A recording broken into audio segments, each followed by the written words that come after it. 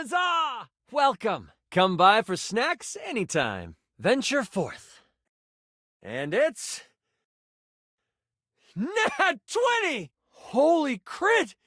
You maxed out our relationship status. Crit fail. Would you like to? You may have been slain, but thou can play again. Oh, let's roll! Onward, traveler! Thou hast returned. Zoom, Zorch, Profigliano! It would be my pleasure to recite for you. Oh la la. Ho there, traveler. Howdy. Enchante. No. Ho, as in, hey. Oh, I can't wait. How are you? You know, simple salutation? You might be right. Ah, that's the spirit? Ah, yes. The usual. I actually have no idea. All I do is play, taking a tiny respite from the drudgery of work. If you are up for a real adventure, I have just the thing for you. I'm Chance, your D20. Have you ever heard of grottos and gargoyles? Really? By the flowing waters of Socklandia, you are missing out. Can I tell you all about it? Great! G&G is one of, if not the greatest game that has ever been created.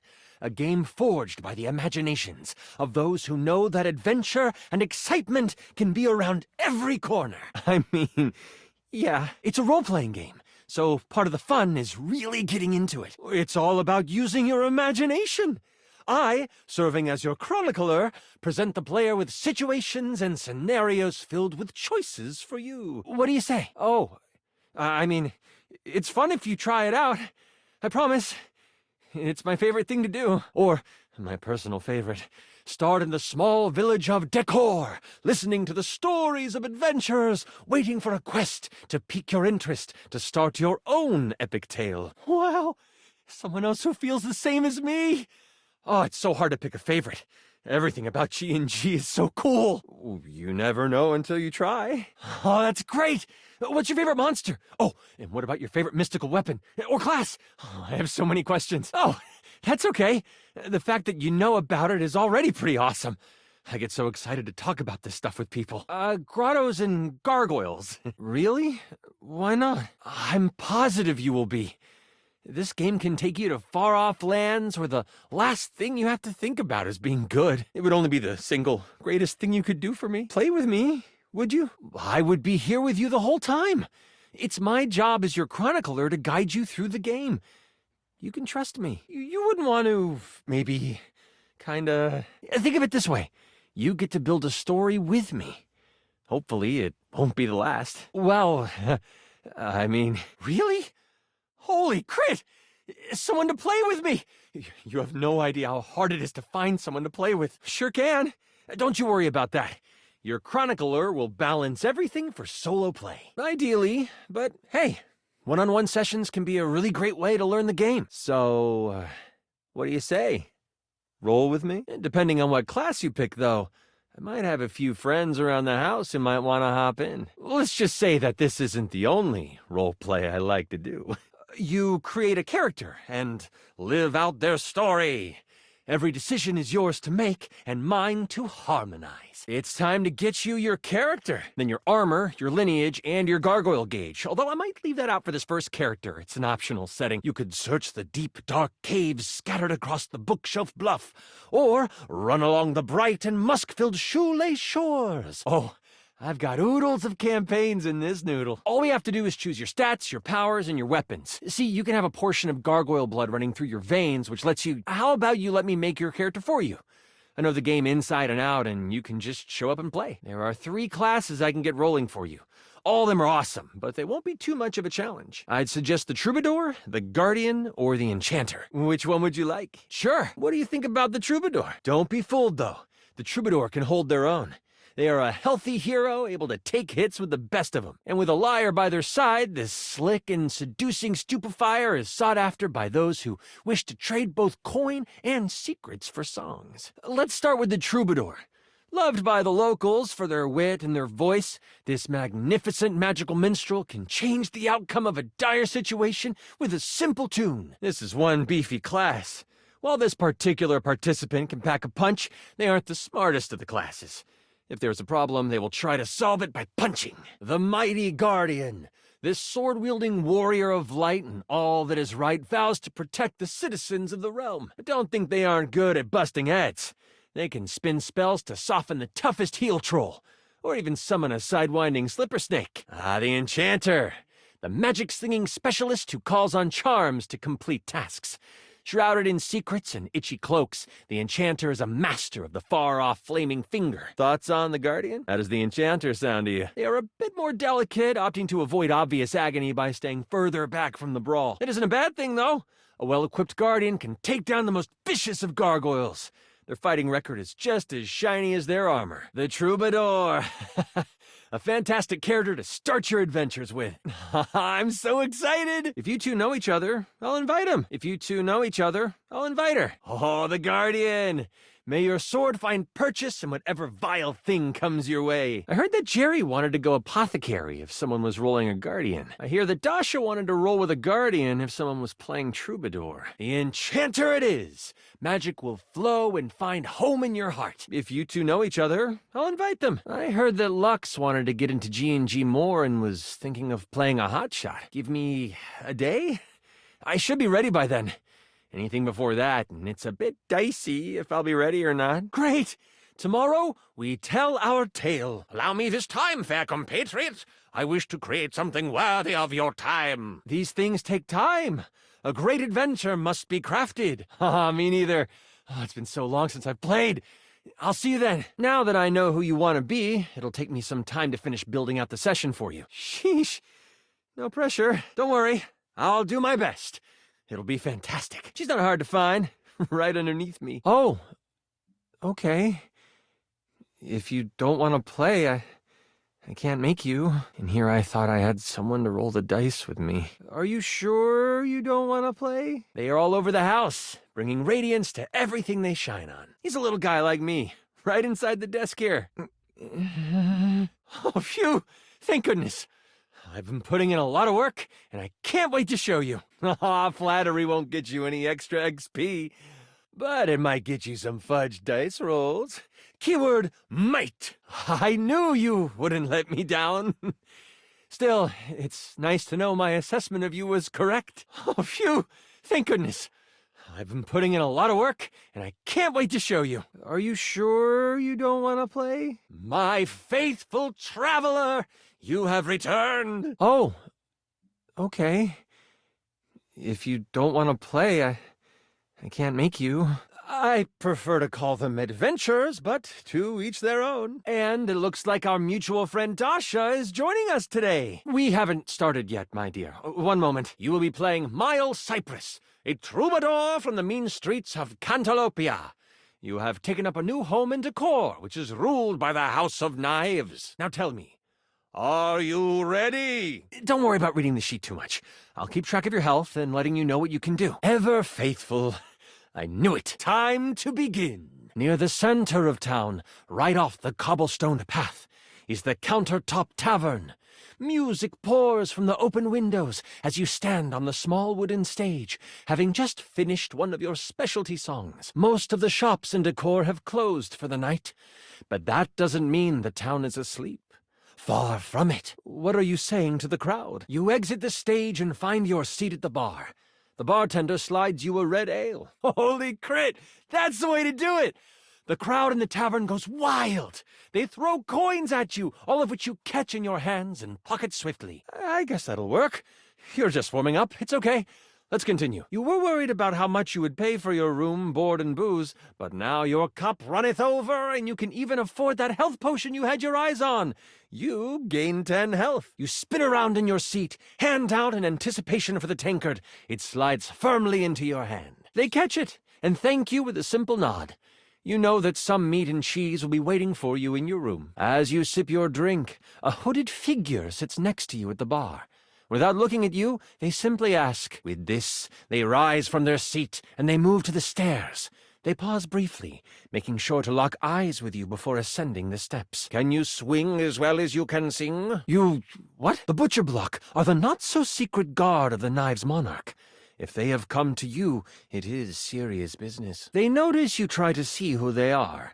They pull their hood closer and slide you a thick gold coin with the stamp of the butcher block on it. You toss back your drink and you follow. People have noticed the moment and start to whistle and hoot. They sure do. The folks at the countertop aren't shy about it either. The kind of business that happens in the rooms is usually of a specific nature. Sure. You swing at them with the bar stool. You feel the cold steel of a blade slide between your ribs. Everything goes black. You pass out on the floor. The last thing you hear are the gasps of the patrons and the scurrying of feet as they flee. You take a swing at the hooded person, and they move so quickly you don't see them behind you. All you feel is the hard hit on the back of your head. You feel like you could pass out at any moment. That hit took a lot out of you. Okay. You play it up. The whole crowd cheers you on, thinking that your sonic serenade has helped you score. It's okay. Let's keep going. You died. Upstairs, before the knives have your head for attacking a member of the block. The hooded figure bends over and whispers to you. If you want to. They move quickly to the stairs. It is in this moment that you notice everyone is looking right at you. Some have even moved away. As you do, the hooded figure calls after you. Instead of following the figure up the stairs, you run for the door. Let it be known on this day that Miles Cypress is a coward. As you run out of town, you hear a bell toll. You know that bell. That is the bell of banishment. It rings when someone has refused to help the monarch. The House of Knives has cast you out. At the top of the stairs, you see the hooded figure slide into your room. You follow carefully. When you open the door, you see they have pulled their hood back, exposing their face. Before you is a gorgeous human. It is disarming. Why would anyone so beautiful cover their face? Oh, really? Great. Let's call that a mulligan then. Buttering up the GM does not grant you advantage on skill checks, but it is appreciated. You can never return again. Once you have closed the door, they say. As a member of the Butcher Block and in direct response to the needs of the House of Knives, we have a task for you. The Knives are prepared to take you into their home, where you will live your days as the court musician. Fully funded, of course. The Prince of Knives, Nakiri, has been kidnapped. We know that the evil Grand Vizier has him. They are planning to sacrifice him to their god, Cleaver. They will make the sacrifice at the Great Kitchen Sinkhole tomorrow night.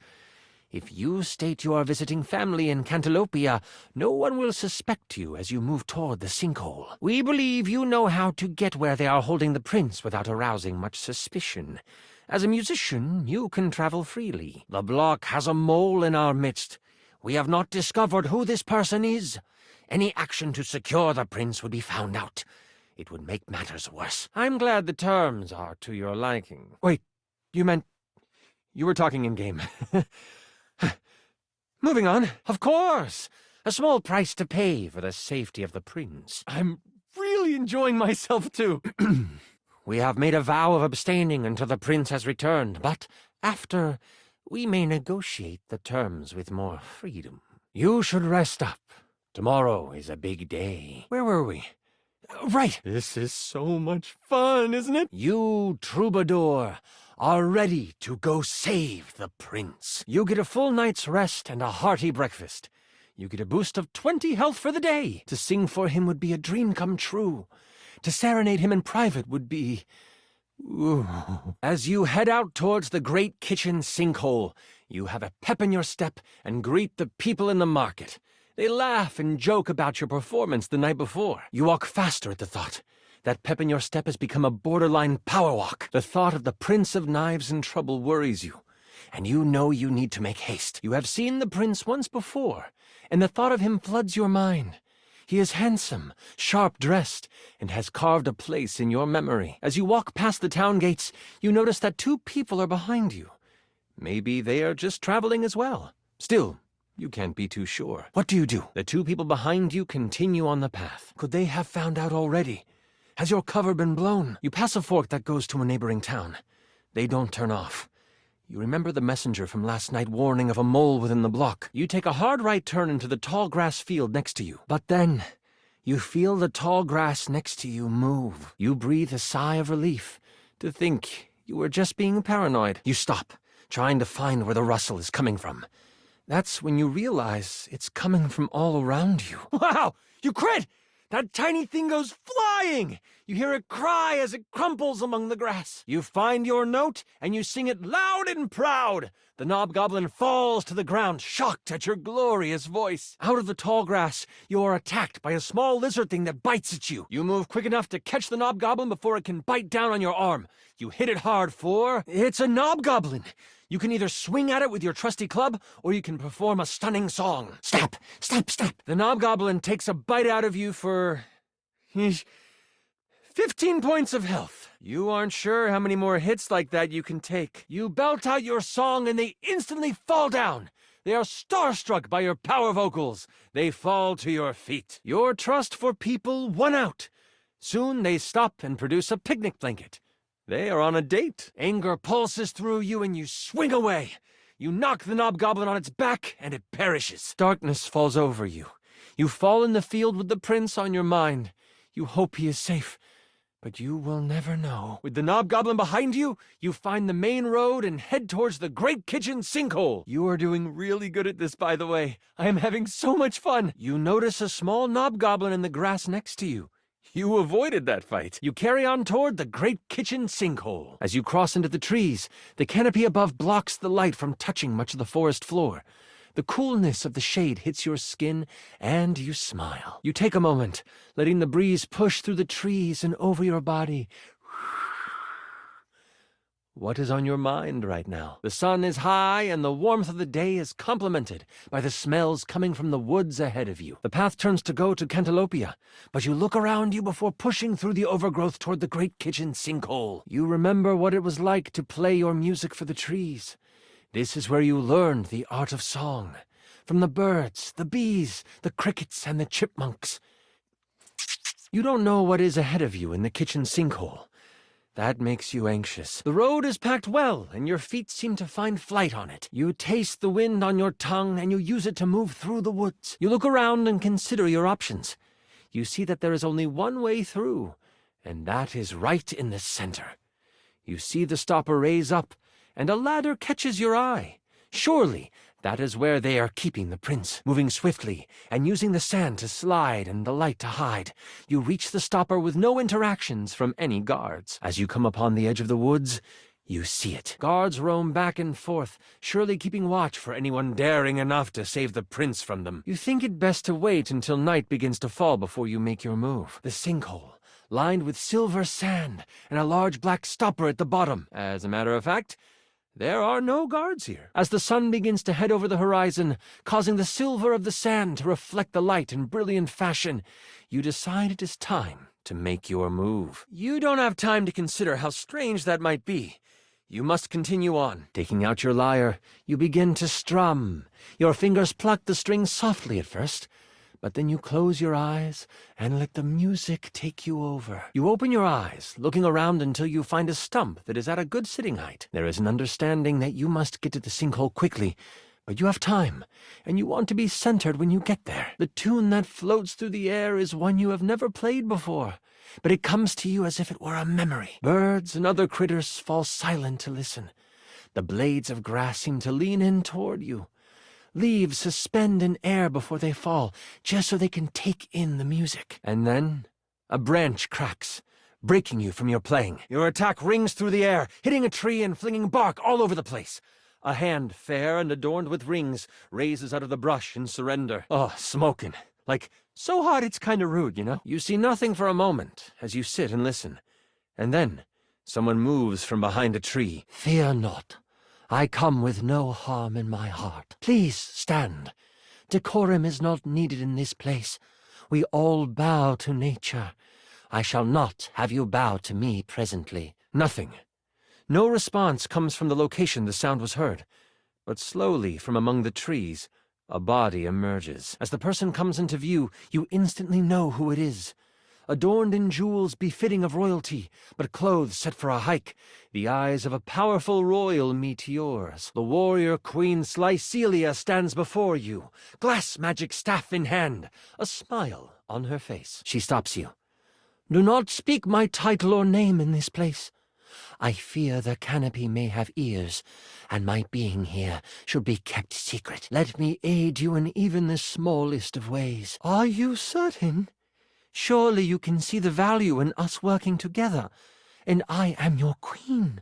Do not forget my station. But I have heard your voice, and I can tell your magical song, when augmented to cause pain, could cut just as sharply as a blade. I have a confession. I did not trust the butcher block to have found someone who could accomplish the task. I was going to risk my life to save him. A true hero you will be if you help to save my precious boy. May I ask what brings such a soul as yours to these woods? She studies you for a long moment. Seeing your resolve, she says, "Allow me to accompany you. My crown means nothing without my child. With me by your side, the arcane threads of this world will be at your disposal as well." You turn from her, heading toward the sinkhole with a new resolve for your mission. What you thought would be sand is actually metal on either side. Someone took advantage of the cavern that the sinkhole created and made it an evil lair. Oi! Someone's at the door! You sneak down the halls until you find yourself at the edge of a big open room. You know the voices are coming from in there, but you don't know how many there are. What do you do? As you push open the door, you realize someone is right behind it. It bumps them with a wave of her staff. Magic pours into you. She grants you an additional 10 health. You lift the stopper to find a metal ladder built into the side of the deep hole that serves as the entrance. As you move through the space, you hear voices. You press your ear against the door.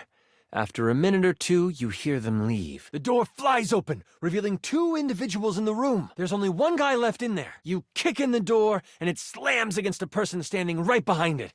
They hit the back wall and are knocked out. The one behind the door gets the jump on you, slicing across your chest for... After another minute or two, you open the door slowly. They are gone. Ahead of you is a path that leads to a hallway pulsing with red, glowing energy. You sprint past, ready to finish your quest. This must be it. The location of the prince. Ow, ow, ow, ow, ow! You rock out on the lyre. Both guards crumble before you, unable to stand up to the awesomeness of your rock. You hold on, but you know there are only so many more hits you can take. But you have the eardrum wrecking song and... Oh, the confusion song. Ugh, 25 damage. Darkness falls over you. You fall on the cold floor with the prince on your mind. You hope he is safe, but you will never know. They both pass out, your song still ringing in their ears. You can do a few things. Usually your seduction song would be available, but you've pulled aggro, so it won't really have an effect. The second one runs across the room. You have time to respond before they get to you. This must be it. The location of the prince. You pluck your lyre in discordant ways. Both guards stop and listen. They've never heard music like this before. They don't understand it. Things they don't understand make them mad. How could this be? Their world starts to fall down around them. They question everything about themselves and, in turn, each other. You sprint past, ready to finish your quest.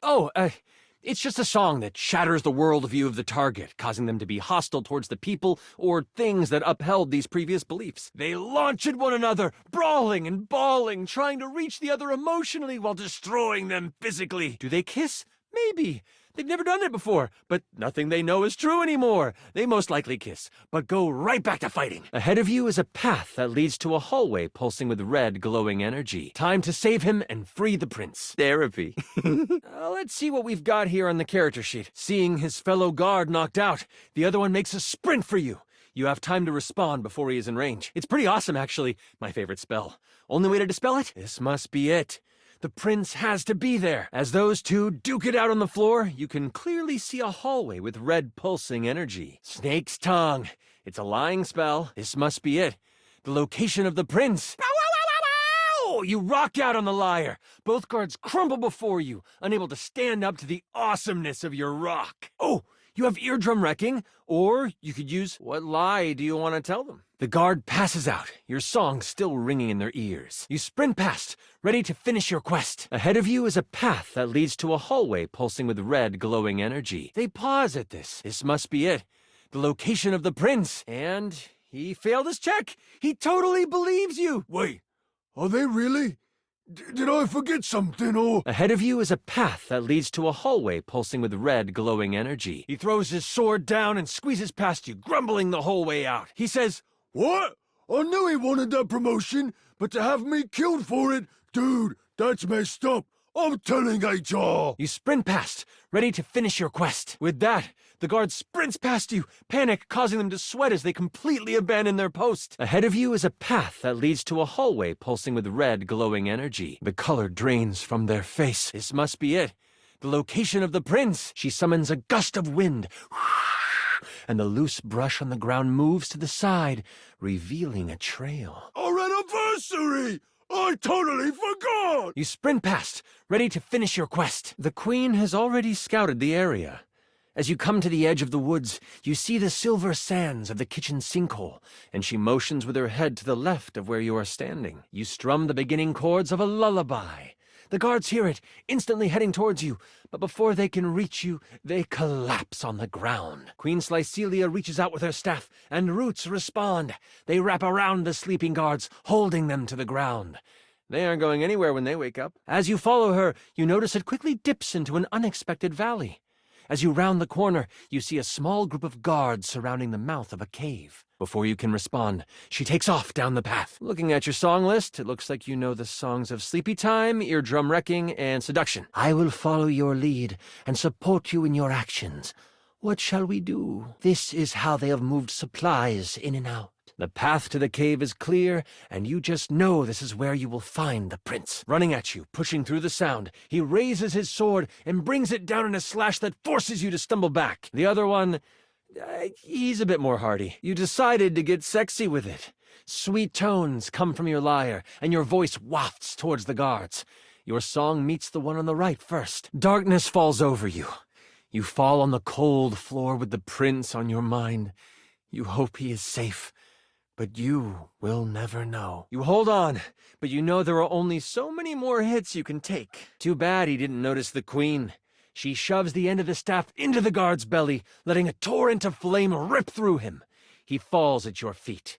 This clears the way toward the cave. Their eyes glaze over for a second before becoming wide with something I can only describe as carnal desire. He hits you for 20 damage. And as you turn the corner, you see the prince, but you also see who you know to be the king. The king is mumbling what you can only suspect to be an incantation, but he stops as you fully enter the room. The queen blushes.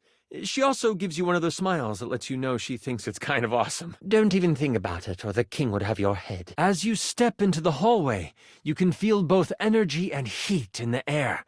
Something is afoot. King Cleaver stands before you, stripped of his royal garb.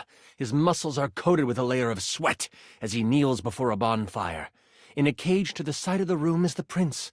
A pulsing red energy surrounds the cage. Then, the one on the left hears your sultry song, and before you can get to the chorus, the two guards are going at it. They fully drop their weapons and just, get after it. And with that, she starts to walk toward the cave, right past the two guards, making out. As you enter the cave, you find that it leads toward a metal-lined hallway. Red power bounces off the surfaces of the walls, and energy and heat push down the tunnel towards you. You start to sweat right away, nervous of what you will find. Oh, okay, then I'll skip to the battle. Suddenly, she stops. I see some of my block couldn't leave well enough alone. Thanks for indulging me. Before I begin, this is where I monologue. I know it's silly, but it's what the big bads do, okay? The king rises, towering over you, his back to you as the fire dances on the walls. You look over to the queen, her face stern, her eyes focused. Somehow, the sweat rolling down her face looks complementary to her features. As the figure stands, you take in King Cleaver, king of the knives, as flames dance across his face. King Cleaver stands before you, stripped of his royal garb. His muscles are coated with a layer of sweat as he basks in the light of the fire. The prince, in a cage in the corner of the room, is blocked in by a pulsing red energy surrounding it. No, this isn't right. It can't be, the queen says almost to herself. Cleaver, is that you? As you look into the room, you see the prince, but you also see the outline of someone everyone would know. I can sense my son up ahead, but I also feel we must hurry. Hello, my darling. The figure rumbles as he kneels in front of a bonfire in the middle of the room. The queen has come to be with her king, yes? She takes off, her gait widening as she races through the tunnel. You struggle to keep up until you almost run into her as she stops at the mouth of a large room. Before I begin, this is where I monologue. I know, it's silly, but I've been working hard on it, and I'd love for you to experience your first big bad guy monologue. What has possessed my husband to cause him to speak like this? By what manner of evil do you move through this world? A low growl escapes the king's mouth. You interrupted the incantation. I'll have to start again after you perish. If only you had stayed away, my love. You wouldn't have to witness the work that must be done. You also wouldn't have to die. The king tilts his head, still looking into the flames, and... My love, what are you doing? Something is not right with you. Thanks for indulging me. Skip it? Yeah, totally. I'll just, let's just get to the battle then, yeah? Do you know how long this realm has had a king? For millennia. Before history can be noted as beginning, this land has always been ruled by a strong-willed king. And not just any king. The only king. Me. But I suppose my moles failed to do their job this time. They will have to die too. After I kill you. And all I have ever needed is the blood of my line to rejuvenate me, and for my inner circle to make sure the butcher block failed in their search. Always me. And for millennia, someone in the royal line has vanished. Either at war or out at sea. Some tragedy has fallen to a young member of the family, and the kingdom has mourned for a time. But they have moved on. The king turns around, and his face looks hollow in the firelight. His eyes are glowing with a sinister glow. And queens would die, and kings would pass of a broken heart. And a new king would take the throne. Always some cousin or uncle from a small parcel of land no one had heard of. Always of humble means, always young, always handsome. You move just in time as this royal man tries to slash at you with his claws. Only 5 health. That small amount will be enough, though. Darkness falls over you. You fall on the ground with the prince on your mind. You hope he can escape. But you will never know. You see the prince in the cage, trying to get out. The king launches himself at you. What do? You position a sonic attack at the cage. You can see the bars vibrate and seem to weaken as the prince tries to pull them apart. They bend some, but not enough. You hold on, but you know there are only so many more hits you can take. With a smack on the back of the head, the king connects and hits you for... You can tell from your passive perception that you are close to getting him free. With a loud crack, it hits him square in the chest. The king lurches back, inches from the tall fire. Your song flies from your mouth and crashes against the cage. The prince pulls with all his strength and pulls the bars far enough apart that he squeezes out. Another lance of energy flies across the cavern, shoving the king into the fire. His screams echo in the space until they don't. Until all that is left is the panting of a prince, the sighs you let escape your lips, and the crackle of a fire consuming an evil king. Long live the king! Oh, the prince locks eyes with his father and says, as he escapes, he whips a massive lance of arcane energy at the king. You did 40 damage to him! You whip around and shoot a sonic blast toward the king. It pushes him back, causing him to fly across the room and smack into the wall for... His screams echo in the space until they don't.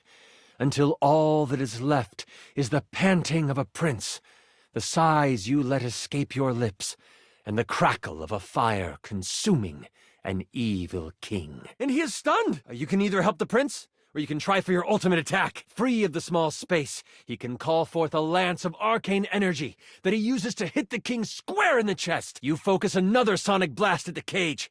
This time, it's enough, and the prince is able to escape through the bars. You run over to the edge of the fire, shoving the king into it. Flames erupt around you. Holy crit! As you heroically leap in front of the prince, the king comes down upon you. His face is inches from yours, and he says, your sound waves connect with him midair, causing him to fly into the fire in the center of the room. His screams echo in the space until they don't.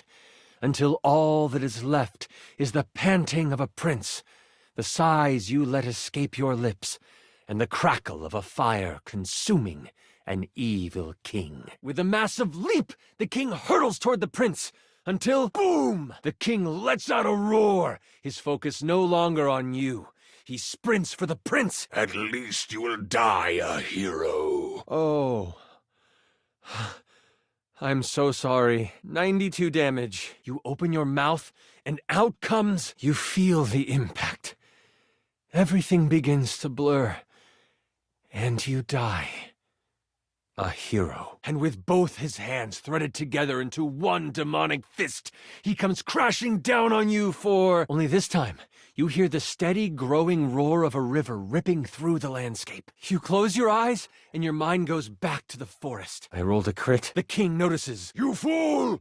You will kill us all! The room shakes, and everything rumbles. Sonic fury is pouring out of your mouth, and the deluge is monumental. So much so that the sand from the surface begins to seep in. You hear the falling of metal bars as the cage that held the prince collapses. He pulls you past the fire and toward the mouth of a cave. As you run, you can hear the room behind you give way. A blast of arcane energy flies from his hand, hitting the king in the chest and staggering him. The sound wave. The prince grabs your hand, saying, "Let's go, before it caves in." A roar comes from the king. You whip around and shoot a sonic blast toward the king. It pushes him back, causing him to fly across the room and smack into the wall for... Just as you cross the threshold of the cavern, everything behind you collapses. You did 40 damage to him. You stand outside with the prince, breathing hard from your sprint. You look back on the collapsed cave. It is silent for a moment. Then... the birds start to sing again. Phew! No! I cannot die here! You can either help the prince, or you can try for your ultimate attack. And he is stunned! Only this time, you hear the steady, growing roar of a river ripping through the landscape. The sound wave! The king notices. You open your mouth, and out comes... You hear the falling of metal bars as the cage that held the prince collapses. You close your eyes, and your mind goes back to the forest. The room shakes, and everything rumbles. Sonic fury is pouring out of your mouth, and the deluge is monumental.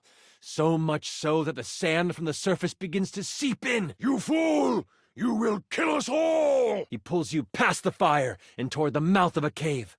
As you run, you can hear the room behind you give way. The prince grabs your hand, saying, "Let's go, before it caves in." A blast of arcane energy flies from his hand, hitting the king in the chest and staggering him. You stand outside with the prince, breathing hard from your sprint.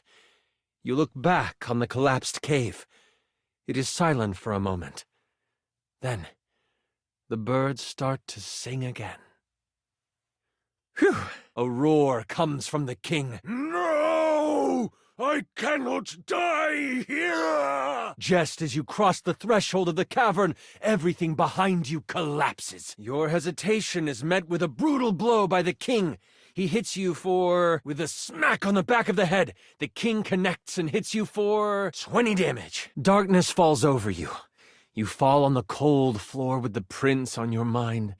You hope he is safe, but you will never know. You can feel yourself getting weaker with each hit. You get back on your feet. You have a moment before he strikes again. Only 5 health. You position a sonic attack at the cage. You can see the bars vibrate and seem to weaken as the prince tries to pull them apart. They bend some, but not enough. You hold on, but you know there are only so many more hits you can take. With a loud crack, it hits him square in the chest. The king lurches back, inches from the tall fire. As he escapes, he whips a massive lance of arcane energy at the king. Oh, the prince locks eyes with his father and says, "Long live the king." Darkness falls over you. You fall in the field with the prince on your mind. You hope he is safe, but you will never know. Your song flies from your mouth and crashes against the cage. The prince pulls with all his strength and pulls the bars far enough apart that he squeezes out. You can tell from your passive perception that you are close to getting him free. Another lance of energy flies across the cavern, shoving the king into the fire. You focus another sonic blast at the cage. This time, it's enough, and the prince is able to escape through the bars. You whip around and shoot a sonic blast toward the king. It pushes him back, causing him to fly across the room and smack into the wall for... You did 40 damage to him! You can either help the prince, or you can try for your ultimate attack. His screams echo in the space until they don't. Until all that is left is the panting of a prince, the sighs you let escape your lips, and the crackle of a fire consuming an evil king. And he is stunned! His screams echo in the space until they don't.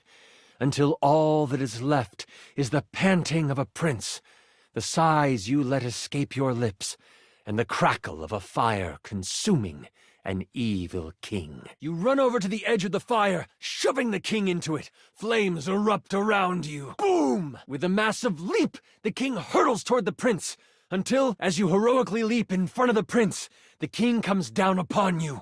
His face is inches from yours, and he says, free of the small space, he can call forth a lance of arcane energy that he uses to hit the king square in the chest. His screams echo in the space until they don't. Until all that is left is the panting of a prince, the sighs you let escape your lips, and the crackle of a fire consuming an evil king. Holy crit! Your sound waves connect with him midair, causing him to fly into the fire in the center of the room. The king lets out a roar, his focus no longer on you. He sprints for the prince. 92 damage. Only this time, you hear the steady, growing roar of a river ripping through the landscape. Oh. I'm so sorry. You feel the impact. Everything begins to blur. And you die. A hero. I rolled a crit. At least you will die a hero. And with both his hands threaded together into one demonic fist, he comes crashing down on you for... You close your eyes, and your mind goes back to the forest. The room shakes, and everything rumbles. Sonic fury is pouring out of your mouth, and the deluge is monumental. So much so that the sand from the surface begins to seep in. You open your mouth, and out comes... The king notices. You hear the falling of metal bars as the cage that held the prince collapses. The prince grabs your hand, saying, "Let's go, before it caves in." The sound wave. You fool! You will kill us all! A blast of arcane energy flies from his hand, hitting the king in the chest and staggering him. You stand outside with the prince, breathing hard from your sprint. You look back on the collapsed cave. It is silent for a moment. Then, the birds start to sing again. Phew! A roar comes from the king. Do you know how long this realm has had a king? For millennia. Before history can be noted as beginning, this land has always been ruled by a strong-willed king. And not just any king. The only king. The king turns around, and his face looks hollow in the firelight. His eyes are glowing with a sinister glow. He pulls you past the fire and toward the mouth of a cave. As you run, you can hear the room behind you give way. Just as you cross the threshold of the cavern, everything behind you collapses. Me. No! I cannot die here! And queens would die, and kings would pass of a broken heart, and a new king would take the throne. Always some cousin or uncle from a small parcel of land no one had heard of. Always of humble means, always young, always handsome. And for millennia, someone in the royal line has vanished. Either in war or out at sea, some tragedy has fallen to a young member of the family, and the kingdom has mourned for a time. But they have moved on, and all I have ever needed is the blood of my line to rejuvenate me, and for my inner circle to make sure the butcher block failed in their search. Always me. It's a shame we only had one child, my darling. You could have kept the other one, but I need him sadly. Absolutely not. I shall never love you again. I don't suppose you can keep on loving me after this, can you? A smile twists across his face. The queen lets out a gasp and goes to move toward him. Your reflexes kick in before you realize it, and you put up your arm to stop her. She heeds your protest. Whack! The king launches himself at you.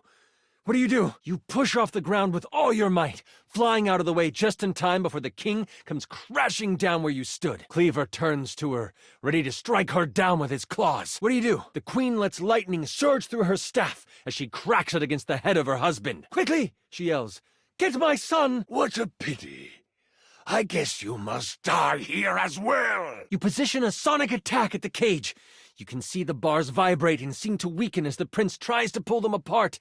They bend some, but not enough. Stop that! The king calls out toward you. Only 5 damage. You hold on, but you know there are only so many more hits you can take. You see the shadow of his massive hand start to come down upon you. She misses. With a smack on the back of your head, the king connects and hits you for... The queen swings at him and with a force pulled from deep inside her, a gale wind forces the king onto the pyre. With a loud crack, it hits him square in the chest.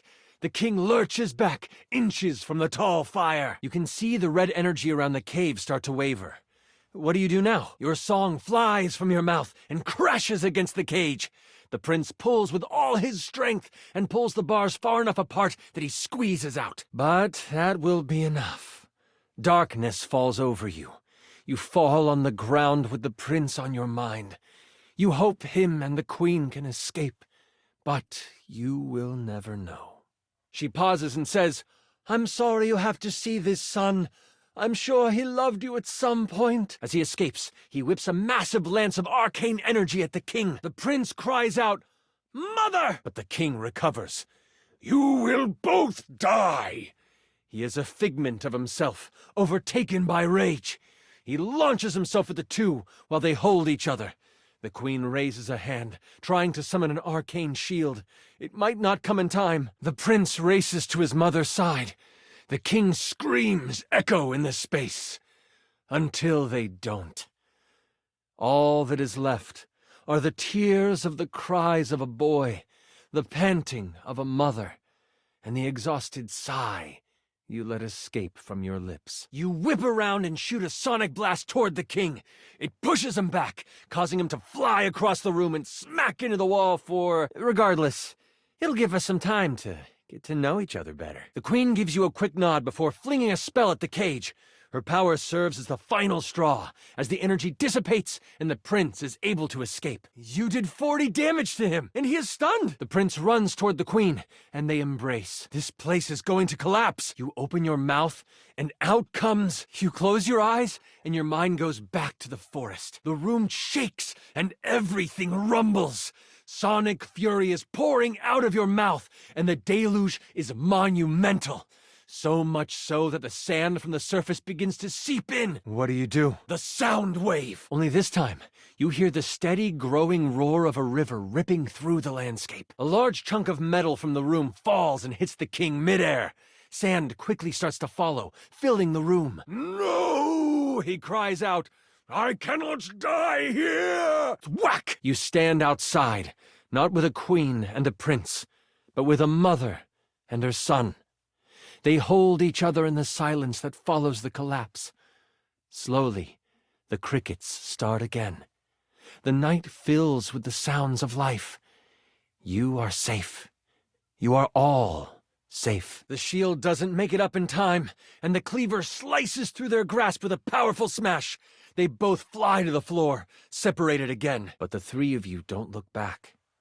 You race back the way you came and enter into the evening air as you hear everything behind you collapse. Focused on the queen, the king grumbles through a smirk. You aren't the first queen to discover my secret. You will be the first to die because of it. We have to move now, the queen demands. You sprint past the king, struggling against the deluge of sand piling on top of him. The queen stands, nodding at you both. As if in sync, all three of you unleash everything you've got. Thwack! Thwack! Each hit connects with the massive king, pushing him closer and closer to the giant pyre. An arcane lance hits the king square in the chest. The prince, pulling forth the power for another, yells, "Stay away from my mother!" The king stumbles, rocking back on his heels. His eyes grow big. He knows he can't stop the fall. The prince races to his mother's side. The king's screams echo in the space, until they don't. Until all that is left are the cries of a boy, the panting of a mother, and the exhausted sigh you let escape from your lips. As you bravely leap in front of the queen and the prince, the king comes down on you. He knocks you to the ground, placing his face inches from yours. He says, holy crit, okay. Whoosh! He falls into the pyre. I rolled a crit. Oh. I'm so sorry. 20 damage. You feel the impact. Everything begins to blur. And you die. A hero. And with both his hands threaded together into one demonic fist, he comes crashing down on you for... At least you will die a hero. Your hesitation is met with a brutal blow by the king. He hits you for 92 damage. The royal family no longer rule. The passing of the prince was enough to cause the butcher block to implode, and a faction war broke out. Your lyre is discovered 100 years after your passing, but the story of the person who played it is lost. Your momentary hesitation costs you. Darkness falls over you. You fall on the ground with the prince on your mind. You hope he can escape, but you will never know. You get back on your feet. He goes to swing again, but this time, the queen intercepts his attack. Guarding you, she yells, "Save my son!" What do? The land has fallen into a place of small but constant fights for power between landholders. You hold on, but you know there are only so many more hits you can take. And you get what was promised to you. You are set up in the royal court. You play for large events and gain fame. But it is more the intimate moments where you are playing your lyre by the fireside with the queen nodding along, and the prince creating lyrics on the fly. Those are the moments you live for. With the prince safe, you make your way to Cantalopia together.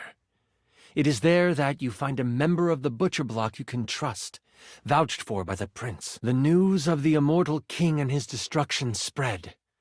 Many begin to question the position of the royal family in their lives and as their rulers. The queen, now free to rule as she pleases, works to make amends with those who have lost their faith in the crown. For now, you want for nothing. You are happy. You are well.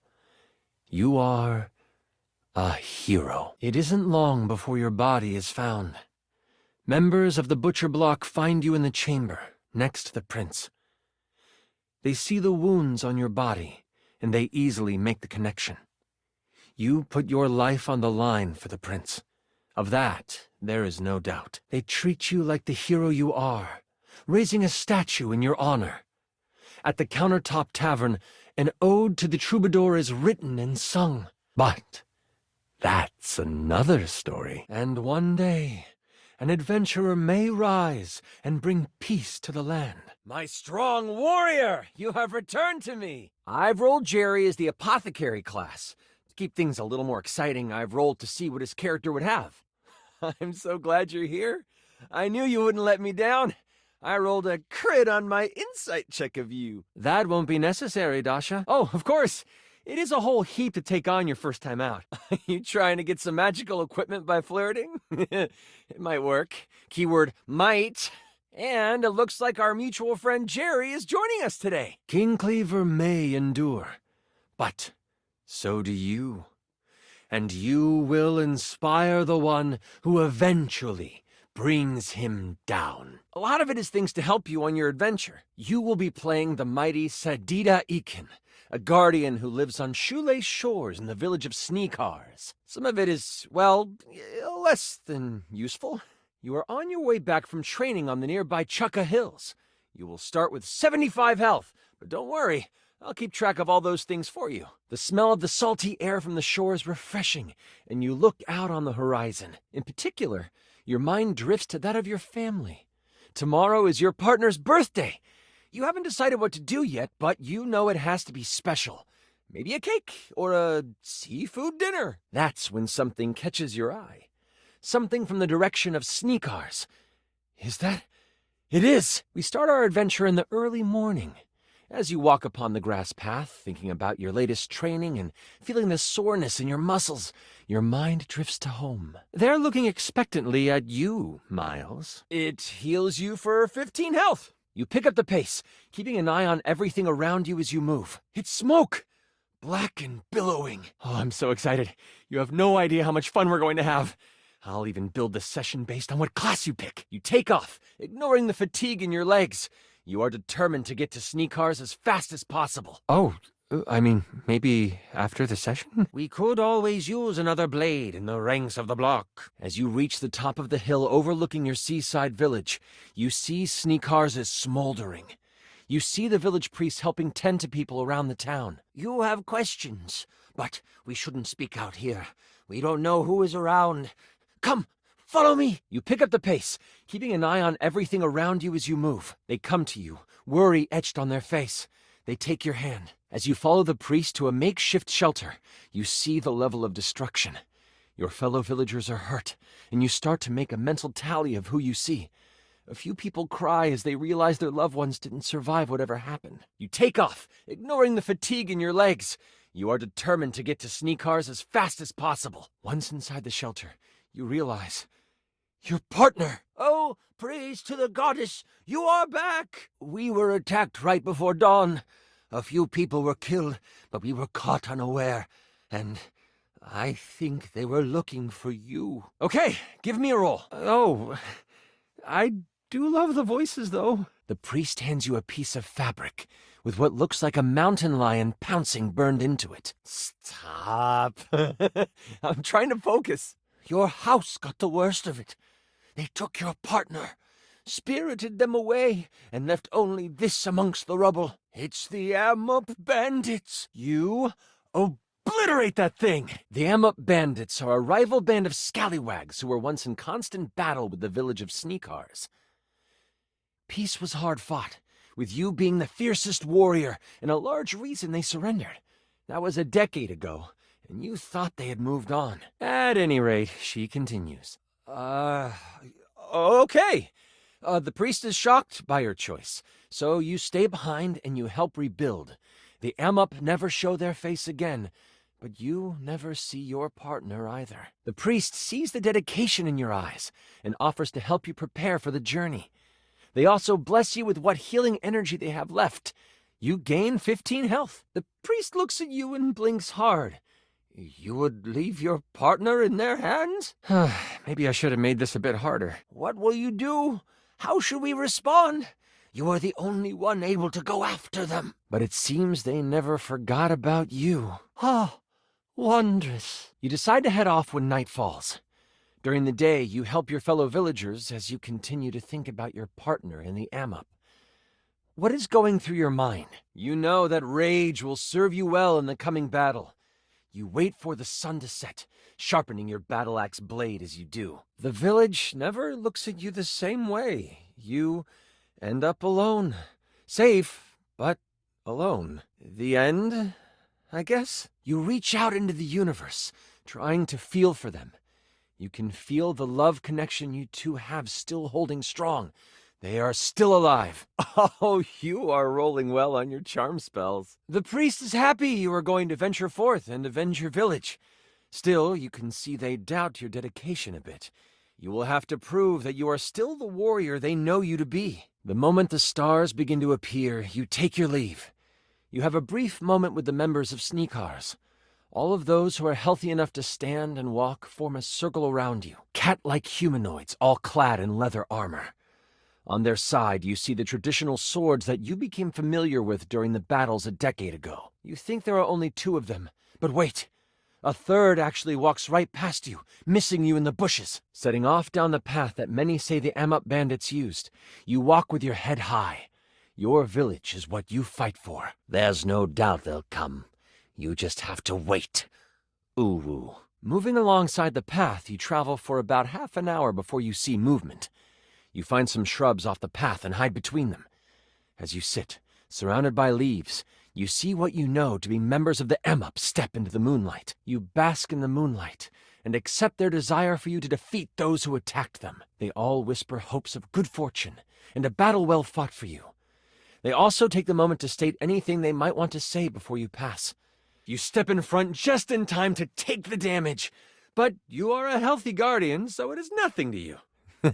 Thanks. You hear one of them say, Well, let's do one more pass of the area, and then we can dip into the nip. Ooh. The Nip was credited with their defeat in previous battles. The fact that this scouting party seems to have some on them proves how much they underestimate you. But you are lucky. These aren't the most vicious of their fighters. This is a band of scouts. What do you want to do? Let them dip in the Nip and then question one. Don't let them fool you. The Amuk are ruthless murderers. They look right at you right before your fist makes contact. They partake. It doesn't take long for it to take hold of them. Their eyes get wide. One stares at the moon, mouth open and drooling. The other 2 produce a ball of yarn and begin to pass it back and forth as they roll around on the ground. Ooh, this is the good stuff. Ooh. They circle the area one more time. This time they are highly distracted. You can tell that Nip is on their minds. They walk past you again, only this time they almost scurry back and huddle together. Ooh. This is your chance. Pow! You make contact with his face. He falls to the ground. His eyes try to focus in on you, but he is fighting the effects of the Nip. You throw yourself out of the bushes and toward the one looking at the moon. Only, he isn't standing anymore.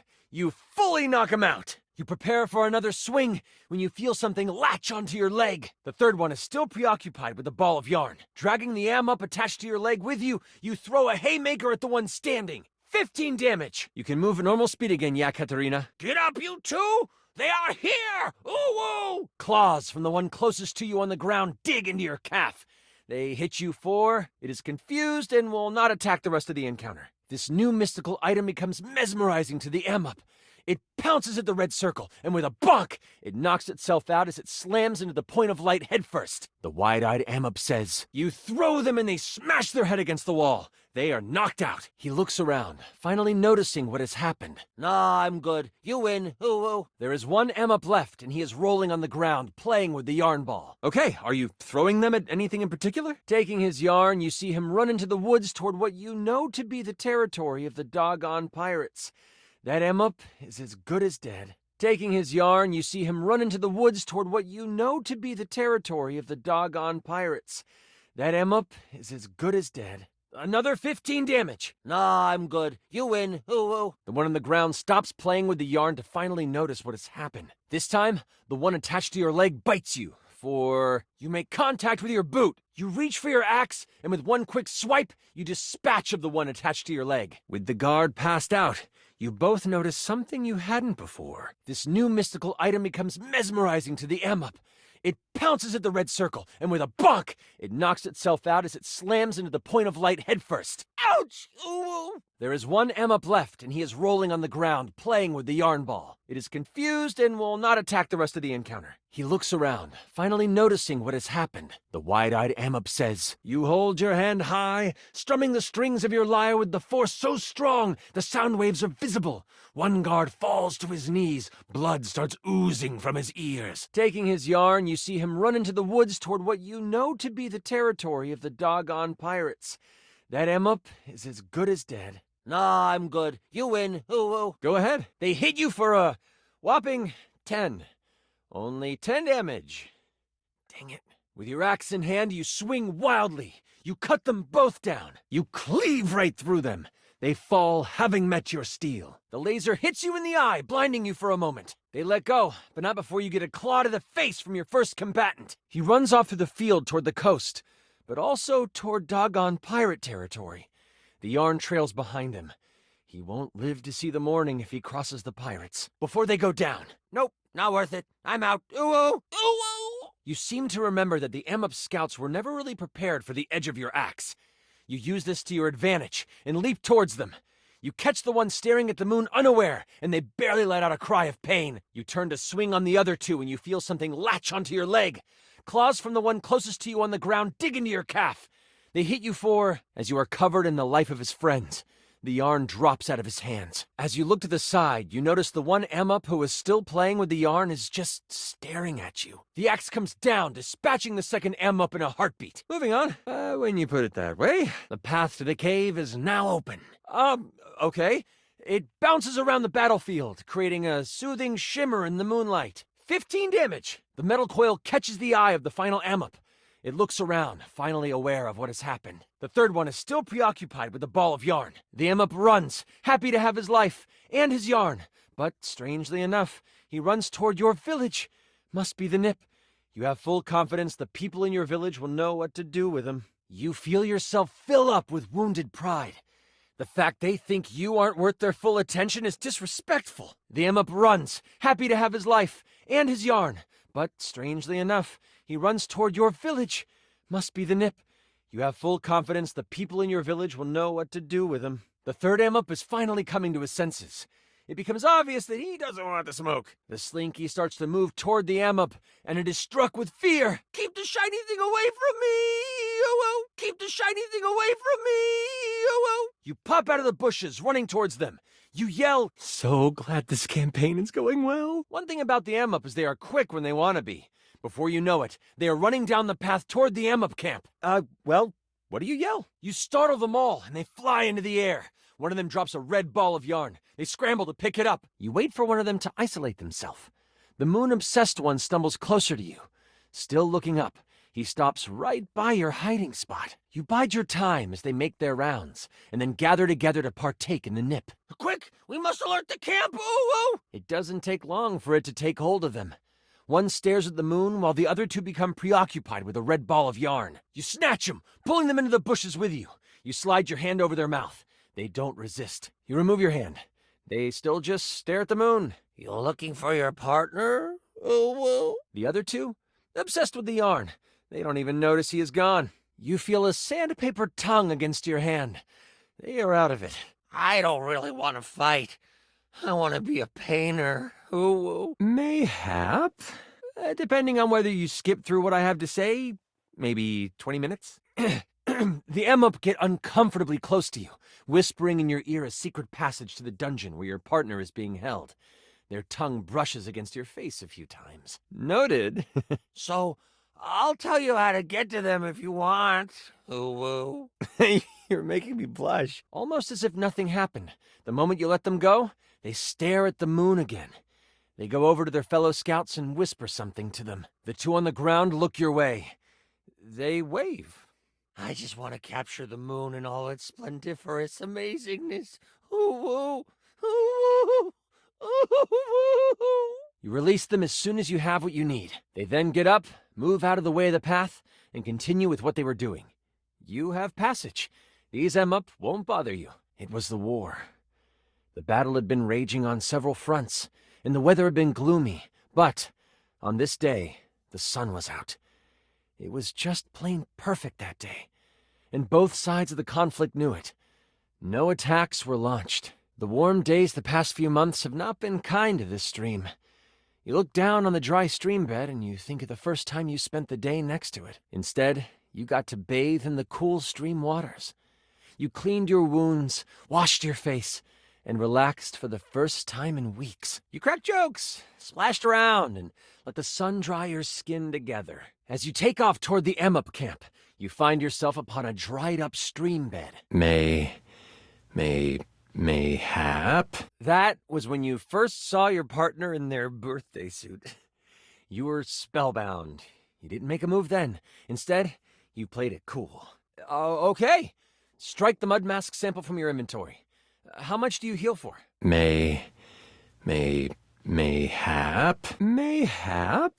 As you close your eyes to take in this space, you notice the tiniest sound of a trickle. So glad this campaign is going well. That was the day you fell in love with them. You were certain of it. It would take months after the fighting had ended for you to finally try to court them. You notice the fatigue in your body, but you don't let it slow you down. You press on toward the camp. But this is where it began. It feels fitting that it is dry now. You find yourself at the edge of the Amup camp. They are out in full force. You scout the area to try to decide what to do. You think you might be able to take them, but there are a lot of them, like, a lot. Sure enough, further up the hill, there is a small amount of water starting to rise up from an underground spring. It is running clear and shining in the moonlight. Lucky for you, not much has changed in the decades since you last stormed these wooden walls. This gives you a slight advantage. You gain 15 health. With the memory of your partner ever present, you push on. You are ready to take on whatever is next. You reach down and splash your face with it. It is refreshing and rejuvenating. Still, they have numbers on their side. You have a moment where you can turn back and take cover. Or you can charge forward. Okay. Ooh, 20 damage. Swoosh! An arrow finds its way into your arm. You bring down your sword on him. He groans in pain as you inflict a massive 53 damage to him. Okay, you go screaming toward the gates of the encampment. As you sprint forward, a volley of arrows fly out from the top of the camp walls. Not all of them find their mark, but they approach! Fire! Ooh! Oh, they see you too, Jerry. They pounce on you. He sure is. He sees the move coming and shifts out of the way. It was only 5 health. Holy crit. 115 damage. Yeesh. 7 of them hit you. 4. You take 87 damage, Jerry. You swing and strike one of them. That doesn't stop them all from descending upon you. How much do they regain? Your lack of planning seems to have been your downfall as you fall to the ground. Lifeless. You watch for a time to slip into the camp. You look to your left, and there, under fallen leaves and palm fronds, you see it. The path that leads around to the back of the camp. You quickly duck back behind the tree line. Arrows fly past you, but none can find purchase this time around. But now the camp is on high alert, so you have to be careful. Because you were outnumbered, so yeah. And then it hits you. You remember how you got in the first time you were here. I'll have to work on that balance for the future. Maybe. There are a few bottles and broken pieces of shields and swords. Okay, you do that. 35. I might have made your character too good. You take off down it, keeping low and making sure the site of the camp is on your right. Looking at your abilities, you could... Eventually, you come to a path. It leads to the back entrance of the encampment. You see 2 Emup guards there. You notice that these 2 Emup look way more prepared than the scouts. They have bows and arrows, along with scimitars and a thicker armor. They know your potential. You can almost see the sound reach the guards. I'm gonna roll to see if they get scared. You reach back into your training. You remember what it was like to learn the Sneakar's battle cry for the first time. Oh, you could either try to frighten them from their post using battle cry. You won't scare me, Uwu. Okay. One of the guards instantly drops his weapons and runs. The other finds the courage to steady themselves. Stepping out of the trees and within their eyesight, the moon bounces off your blade and dances in your eyes. Or you could climb a nearby tree and perform the Reign of Terror attack. Pulling forth all the rage and power you can, you open your mouth and something unworldly erupts forth. Nice! Do you have a reaction that doubles your speed? You are strong, but you are starting to feel these hits. You can't take too many more. This shakes them out of their stupor. Without time to reach for their weapon, they do have access to their claws. Swipe, swipe! They scratch you twice for... The guard squares up. Still, they are shaking in their boots. This gives you an opening. You run forward, axe in hand. As you swing down, it catches on their armor. They are badly hurt, but not down yet. 20 damage. Shucks. Lucky for you, you were quick too. You swing your axe, making contact with the belly of the Emup. It is obvious you have dispatched them. Coming in clutch with the enhancement spell. That has to be it. That's where they are keeping your partner. And before you, you see an unguarded back road that leads to a set of stairs that goes underground. You fall to your knees. It takes a moment, but you realize that this was what took the last of your strength. It goes black as you die how you lived, in battle. But all four of you run toward the exit. You never look back as the sand pours in. Smart choice. You know the axe has power, but your fists have speed. That has to be it. That's where they are keeping your partner. Before you know it, they have fallen to your hand. They couldn't even get a single attack in. They try to raise a hand to you, but you strike it down. You unleash your billow of barrages upon them, hitting them quickly and powerfully. You pounce on them like a, well, cat. You find a nearby tree and you climb as high as you can. And before you, you see an unguarded back road that leads to a set of stairs that goes underground. Pow, pow! Pow, pow, pow! The branches are sturdy in this old growth and you find your footing. You never thought you would get the rotations right, and many times you didn't. Turning your back to the guards, you stand on the thick branch. Then, you leap! Axe in hand, you think back to when you first learned this technique. You know you've got this. You become a tornado of pain and destruction as you spiral through the air. But the feeling of satisfaction you had when you pulled it off in battle surges forward. The queen stands, nodding at you both. As if in sync, all four of you unleash everything you've got. Soon it is cutting through the ambup, and one of them falls to your blade.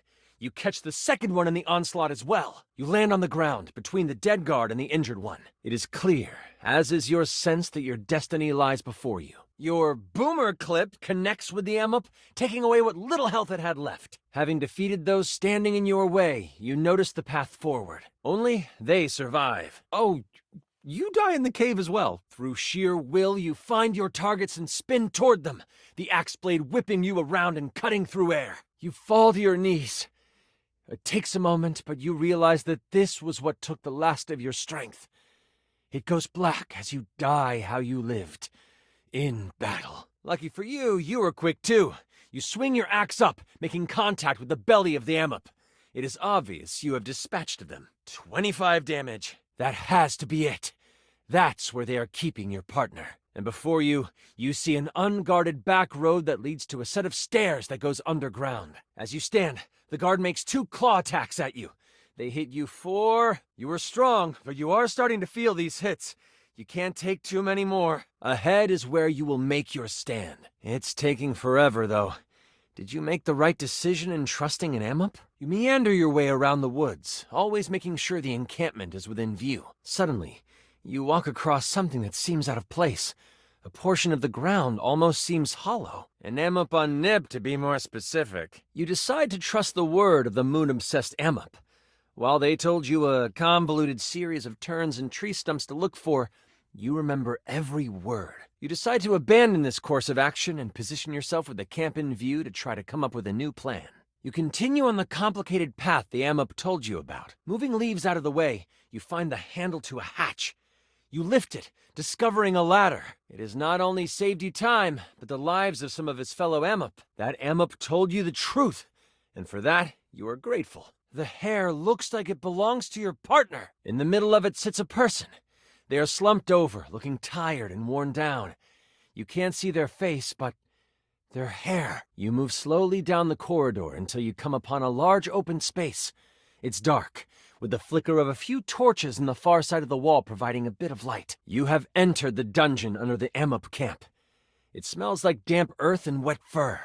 Nothing about the area feels safe. You descend down the ladder, determined to find your partner, and take only the lives you need to in the process. You run to them to find them asleep. They look so peaceful sleeping there. You try to wake them up. Drool drips from its teeth, and its breath reeks of fish and blood. You slowly proceed forward toward the person. Once you reach them, you swing around to find it is your partner, just asleep. You scramble on the ground, putting yourself between you and your partner. You look up to see a tiger-like ambup towering over you. As they look at you, you notice their eyes shift to right above your head. The glee they had turns to pure terror. Look out! You came for me. You give them a subtle shake, hoping to wake them gently. Their eyes open and see you. It takes a moment to register, but then a smile slides across their face. Before you can turn around, you are pushed aside by a giant hand. You can feel something huge behind you. He smirks and says to you, Ah, yes, the great warrior of the Sneakers.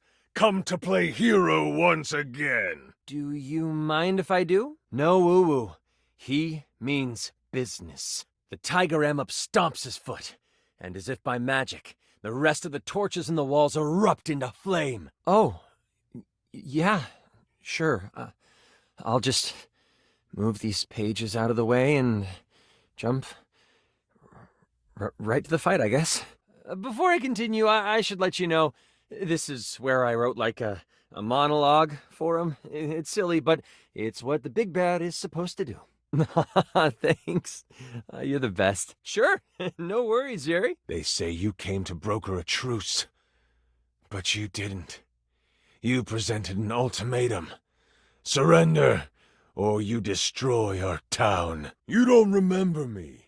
Or should I say, you don't remember my father, do you? 10 years ago, during the fighting that caused the destruction of many Amup families, I was just a little one. My father, he didn't like that. He told you so, to your face. My father stood up to you, and I watched proudly. We thought our village to the south was safe. The one Amap settlement you and your kind left alone. That was until you arrived. I'm sure you remember that day. I saw you enter the town gates from my window perch.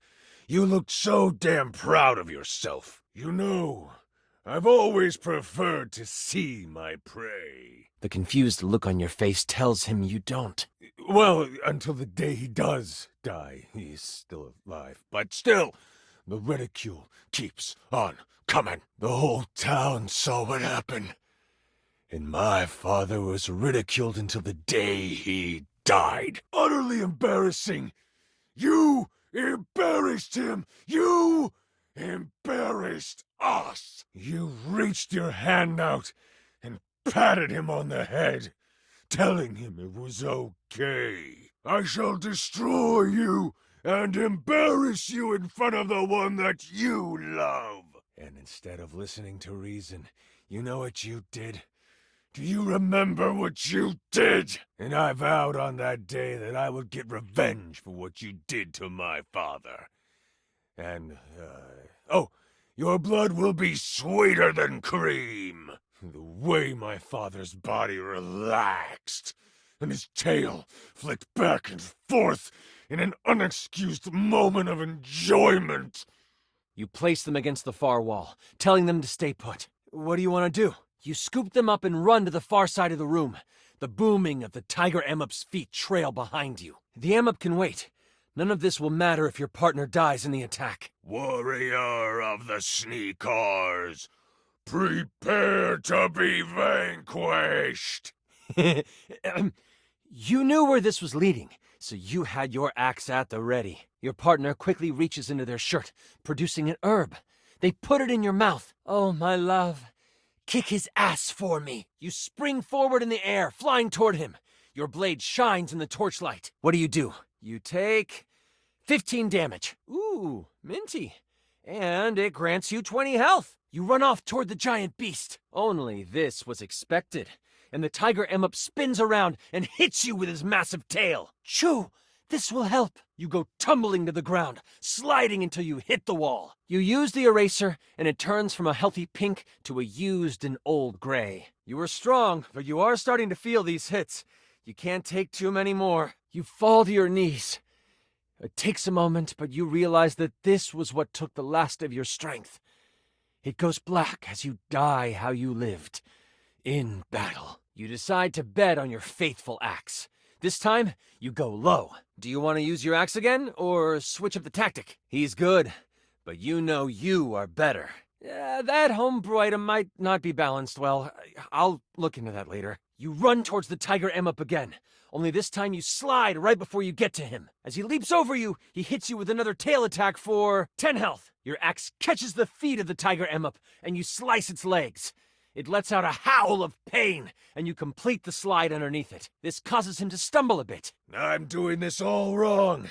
You are the one who should live, and your partner should die. He shoots a look over his shoulder at you, and then lets out a grin so evil you know what he is thinking. And with the reflexes of, well, A cat, he pounces towards your partner. You are strong, but you are starting to feel these hits.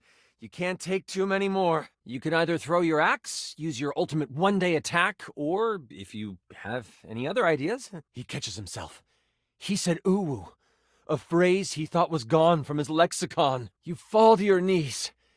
It takes a moment, but you realize that this was what took the last of your strength. It goes black as you die how you lived, in battle. Whack! No! Ooh. Your axe snags the shoulder of the beast and pins him to the wall. With all your might, you fling your axe through the air. Right as the tiger starts to descend on your partner, Go! Leave me to die in my shame! Ooh. Ah! I am as weak as my father! Ooh. let's leave, my love.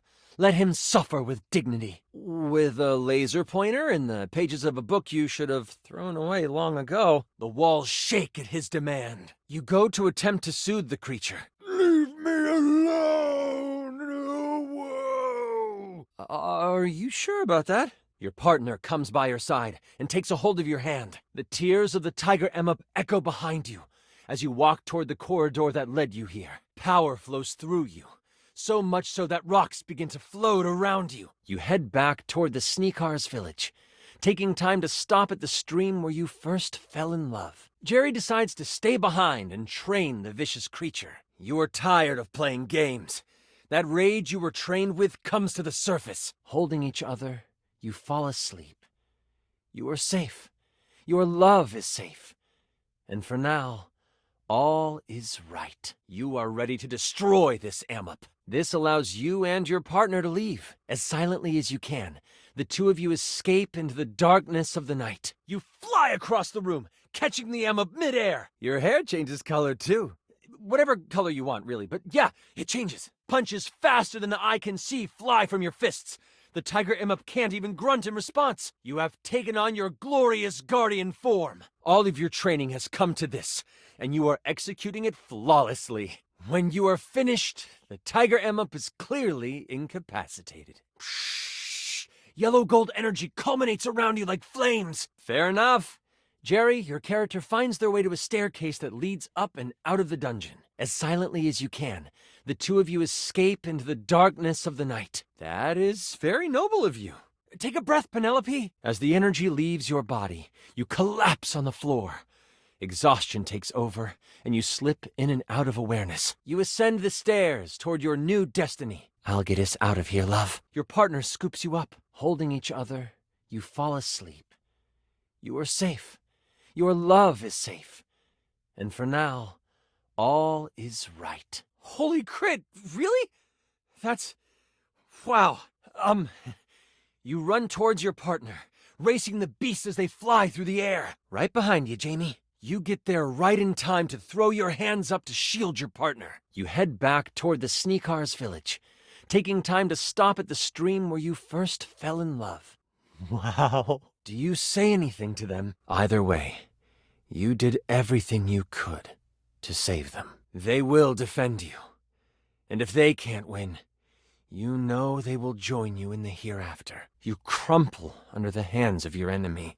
Oh no, I'm so sorry. Before you close your eyes for the last time, you see your partner pick up your axe and prepare to fight.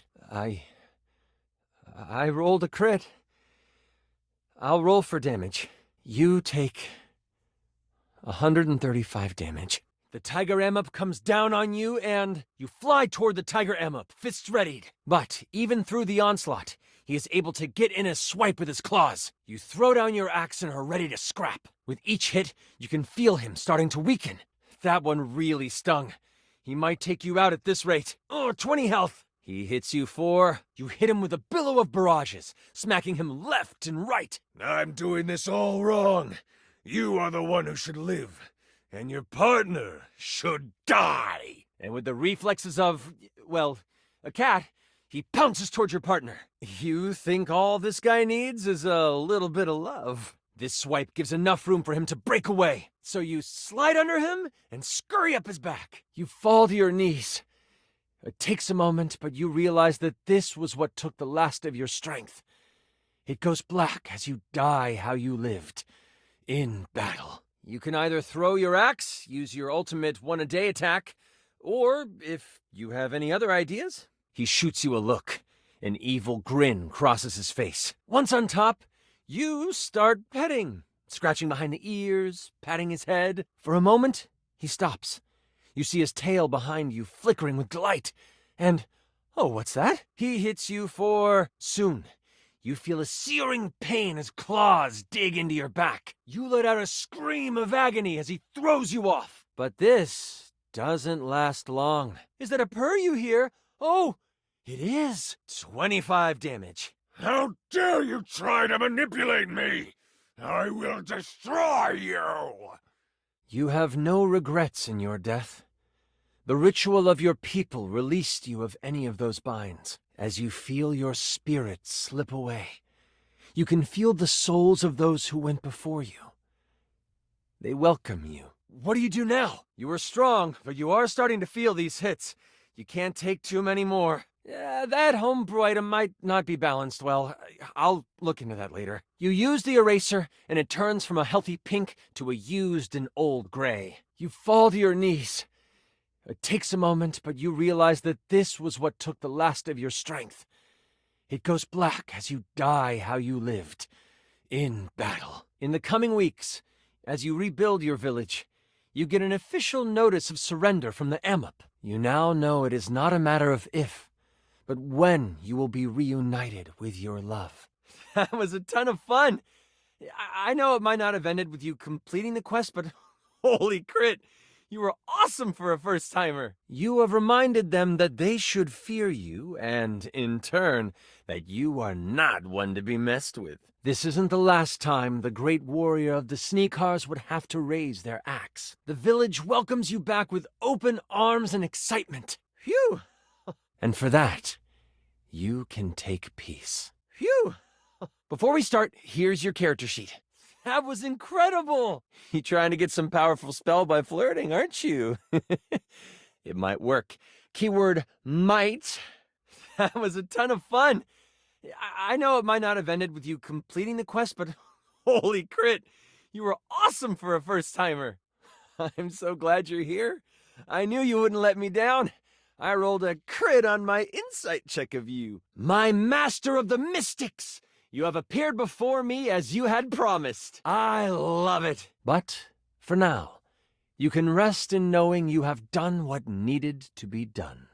It's gonna be great. Looking at your character sheet, you will notice that you only have 40 health. Don't worry, it won't be that bad. Are you ready to start?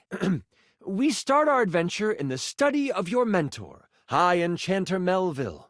She is an annoyingly proficient enchanter, and you are lucky to study under her. And after 2 years in their care, you are still relegated to dusting these relics while Melville gives lectures to the spine of enchanters. You will see there are spell notches and schools of magic. No need to worry about that really, I made it more for me. Since this is your first time, I'll walk you through what you can do when the time comes. Only Enchanter Melville is also a hoarder. If you ever needed a magical trinket or a mystical doodad, Melville most likely has it. You will be playing the mystical enchanter by the name of Dewey Day Seymour, a hapless apprentice studying at the Arcana Mystica of the Bookshelf Bluffs. You have been doing some magical research on the side, but you have needed some equipment that Melville has to actually get it done. You found a lamp. Only it doesn't seem to do much. At least, not yet. That's your hope, anyway. You go over to your sack of possessing, an item Melville knows you shouldn't have, but allows, and you pull out your latest experiment. The Spine is a group of enchanters that govern the magical world.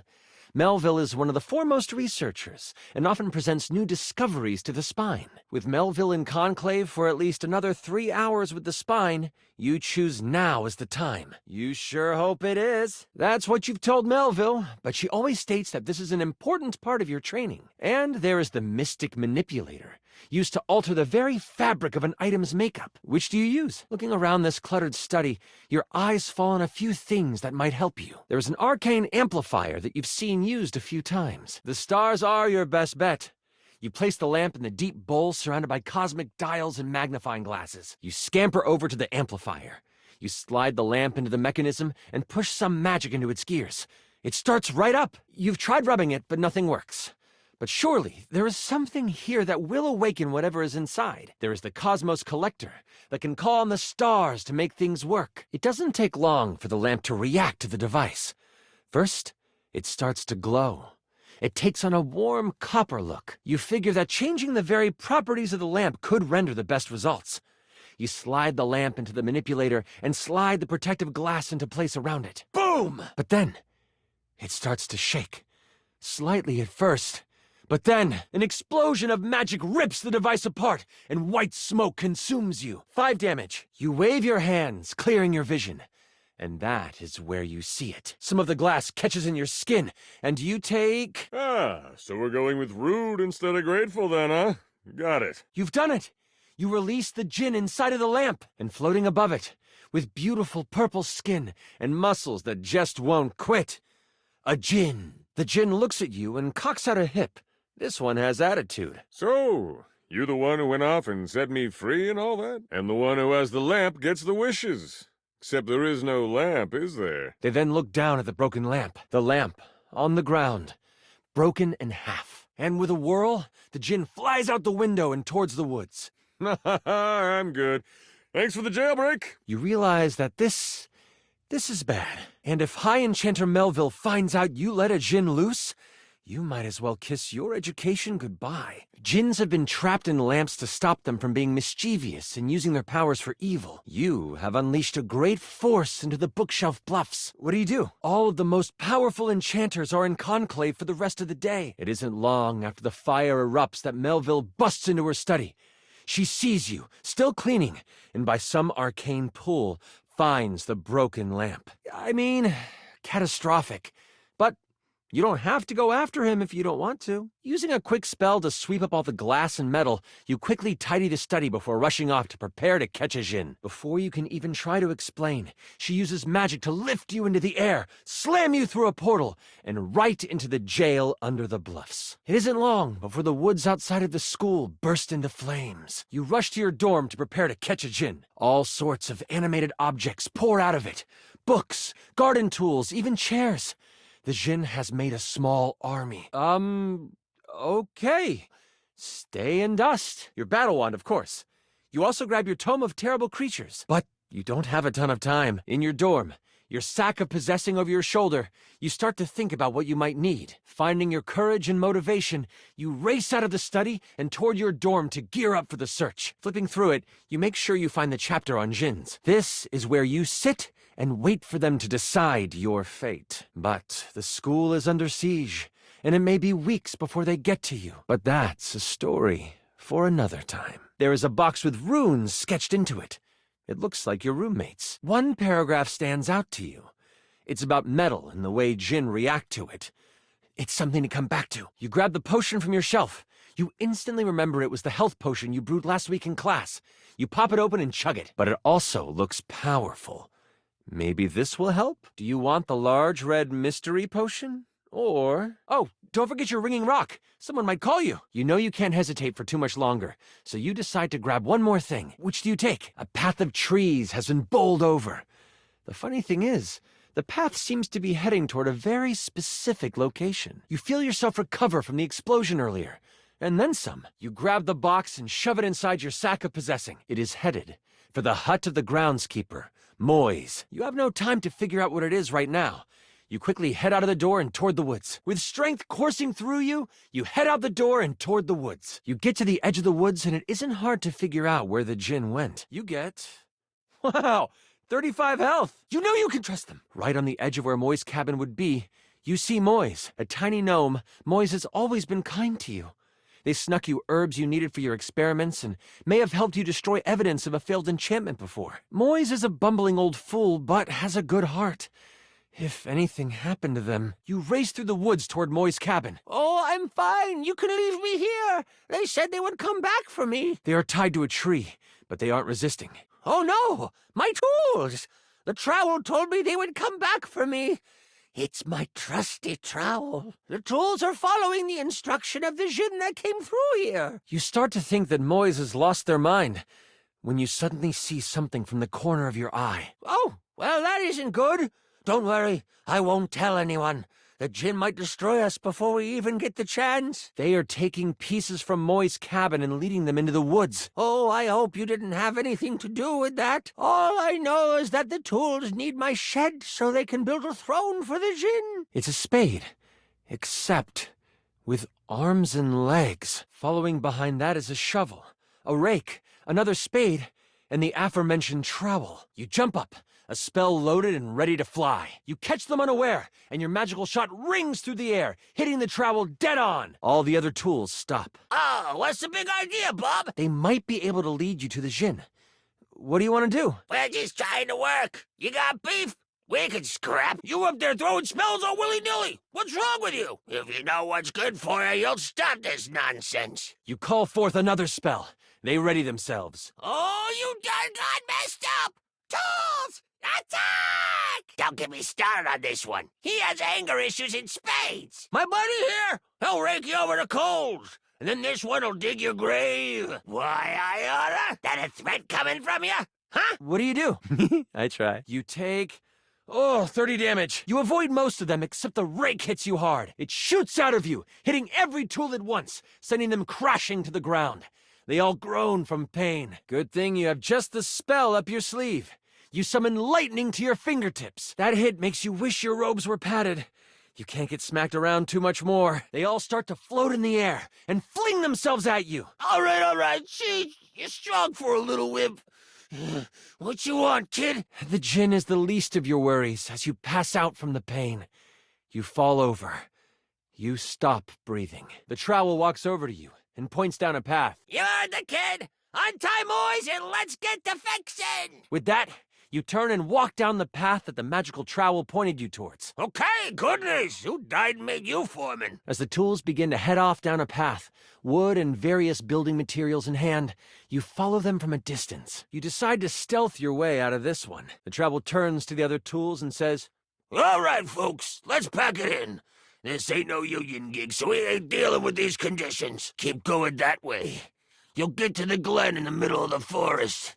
Can't miss it. All right, time for our break. We've been working for an hour, so we're taking 10. So, Rick, you doing all right? This work has out of your general wheelhouse. But you keep going, following them for a few minutes. Oh, thanks for asking, Spade. I'm hanging in there. Travel can really push a person, though. Eventually, they stop. The tools all put down what they are carrying and they begin to talk. You listen closely. Every now and then, you have to stop because the trowel looks like it's looking for you. Oh, I know. Try being their cousin. Nah, thanks, though. The Jinn seems like a fair guy. I'll talk to him, see what he can do. When we get to the glade, you want me to say something? And I'm the perfect tool for the job. But no, lift this board, Rick. Put it there, Rick. The trowel walks over to the rake and the spade. We're gonna head back to the shed after our break. Gotta pull some nails for a hammer. You've heard all you need to, and you head toward the glade. Crazy thing is, I should have stayed in the glade with the Jinn. Did you see all those leaves? They were everywhere. The spade puts its tiny hand on the rake's arm. Okay, kid. You got our attention. What is it you want? What do you shout? The tools start to grumble. The trowel whips around. Eh? Who is you? Can't you see we're working here? You jump from your hiding spot, and you shout at the tools. The other tools stare at you. The trowel speaks up, mostly because the others don't. Oh, goodness. Let me guess. He didn't get the permits he was supposed to. Is that what this is about? Permits? The trowel walks over to you and points down a path. I'm just a tool trying to do my job, you know. You want to talk to the big guy? By all means. The trowel throws his hands up. Listen, whatever Ginny Jin got himself into, I want no part of it. With that, you turn and walk down the path that the magical trowel pointed you towards. You heard the kid. Untie Moyes and let's get to fixing. Keep going that way. You'll get to the glade in the middle of the forest. Can't miss it. Okay, goodness. Who died and made you foreman? The trowel turns to the other tools and says, All right, folks, let's pack it in. This ain't no union gig, so we ain't dealing with these conditions. You think this is why the Jinn went this way, to amass more power along the ley line. As you make your way toward the glade, your magical senses start to tingle. You think you know enough to get through. You power ahead. You see a few pebbles floating in midair. They float up and down, glowing a soft blue. From your education, you know this to be a ley line. It is one of many that converge around the school. You take a moment to sit down and crack open the book you brought with you. Still, time is of the essence. You could steam forward toward the djinn, or stop and do some quick research from your book. But there might be more to it than that. Flipping to the back of the book to find a ley line in the index, you quickly find your page. It says that while they were great sources of power, they can also be a great source of healing. With your sack on your shoulder and your wand at the ready, you venture toward the glade. You travel for another 10 to 15 minutes. It is then you see it. Nothing else in the book really helps you, but at least you feel more prepared for what is to come. A glade surrounded by trees, and in the middle of it, the djinn. You have gained an additional 15 health. You find a ritual of rejuvenation and you partake. I've come looking for you. I need you to help me in the lecture hall. We made a bit of a mess. That voice is one you would never forget. High Enchanter Melville is on the other end. You quickly search your sack for the ringing rock and answer it in hushed tones. Oh, there you are. Where are you right now? You search for where it is coming from. Oh, your ringing rock. You weren't in the study, so I figured you are done with your chores? As you contemplate what to do, you hear a magical tone. He is feeding off of a ley line. Behind him is a half-constructed throne. You hope? Well, all right. Whatever you are doing, make it snappy. We can't let everything stick to the floors for too long. You know that Melville isn't the biggest fan of lying. You have a choice to make. And now, to take on the djinn. She hangs up the ringing rock. That's one crisis averted. Do you come clean?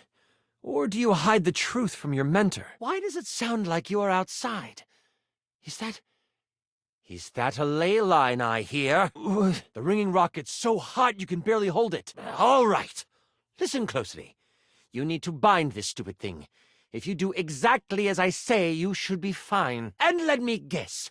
You're off trying to capture it on your own, aren't you? Mess it up, and you will be blown to bits. Got it? You what? You hear her signature mumbles along with some choice words rolled in there. You listen closely, taking every action to memory, and even repeating it back to Melville. First, circle the area with soil from where you stand. Then, begin an ice spell. Only touch it to the ground. Cha! Nice try, mini magic dude. You think you can get one over on me? Lastly, recite the haiku of holding. You should know it from class. I'm on my way to you, but you must do this first. Hold tight. I'll be there soon. And don't expect to get off easy. The ringing rock disconnects. She hung up on you. Right as you begin your action, the djinn spins around toward you. None of that matters now. You have to complete exactly what she says. That hit makes you wish your robes were padded.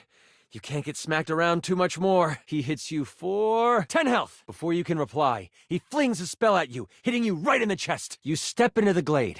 The djinn floats over to you. You've got some nerve following me here. You really want that wish, don't you? The djinn is the least of your worries as you pass out from the pain. You fall over. You stop breathing. Psh, that's too bad. I ain't doing none of that, and you can't make me. It connects, but it doesn't seem to bother him. Okay, you throw a fireball at him. Oh, that tickles. You start to follow the steps set out by Melville. Are you sure about that? You quickly summon your power and throw an arcane bolt at him. The first thing you do is, that didn't do much.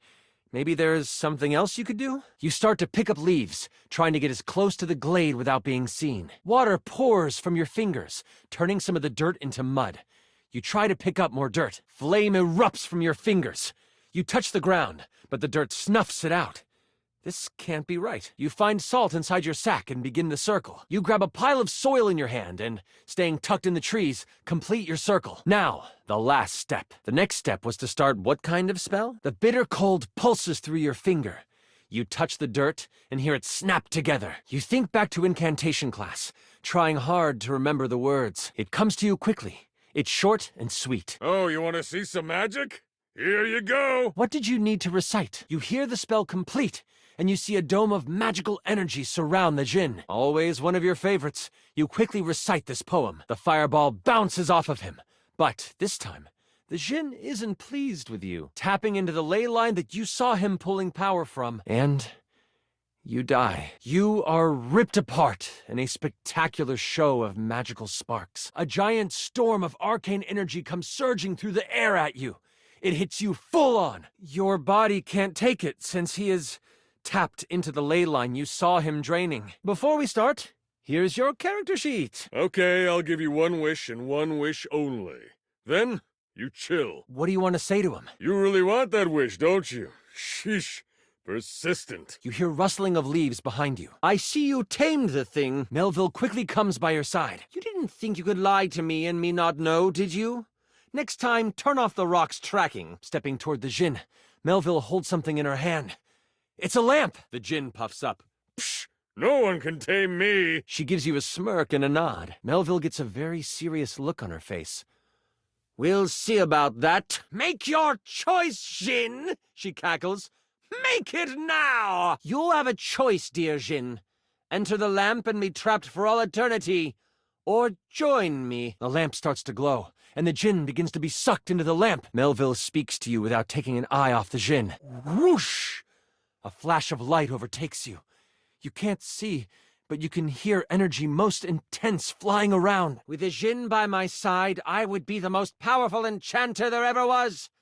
I shall have his power, one way or another. Not just any lamp.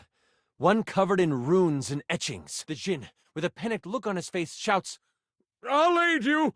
My power is yours! Oh, yeah, totally. It's like no big deal. I'll just throw this page away. Awesome. You're the best. Melville lowers down onto the ley line, seeming to sniff the air that radiates with power. Straight to the fight, then. Before you floats Melville. But she is huge. The djinn has fused with her, and she lets out an evil laugh. Before I go on, I should tell you, this is the part where I would, monologue as Melville. Is it cool if I do that? Thanks. Could you imagine if every place was as ideal as Bookshelf Bluff? A place where learning was the only goal? Energy that could have us enchanters rule the entire world. Mold it into our image. But we can make it ideal. I can now make it ideal. What I will do will not be found in books. It will not be found in scrolls. It would be glorious, wouldn't it? If only we could make that happen. Oops! We can! I know you can sense it. The power this place holds. These grounds hold a wealth of energy. The world will learn the peace we have found here. And I will force them to. There is only one problem to clean up first. The thing is, we've always been able to. But the idiots of the spine want to make sure we use our magic for good. What good? The world is full of evil all around us. From the shoelace shores to Cantalopia, evil is everywhere. Melville flies at you, a spell spinning in the palm of her hand. Only she hasn't quite got used to her new body and powers. The spell goes wild and crashes into a tree. The tree bursts apart, giant splinters flying everywhere. Melville begins to float again. Sling your spells if you want. At least you will die knowing you tried to stop me. You summon a fire spell, slinging it across the glen towards Melville. It is like her skin absorbs it. Someone forgot what they've learned. You know my plan, and you could stop me. I can't have that now, can I?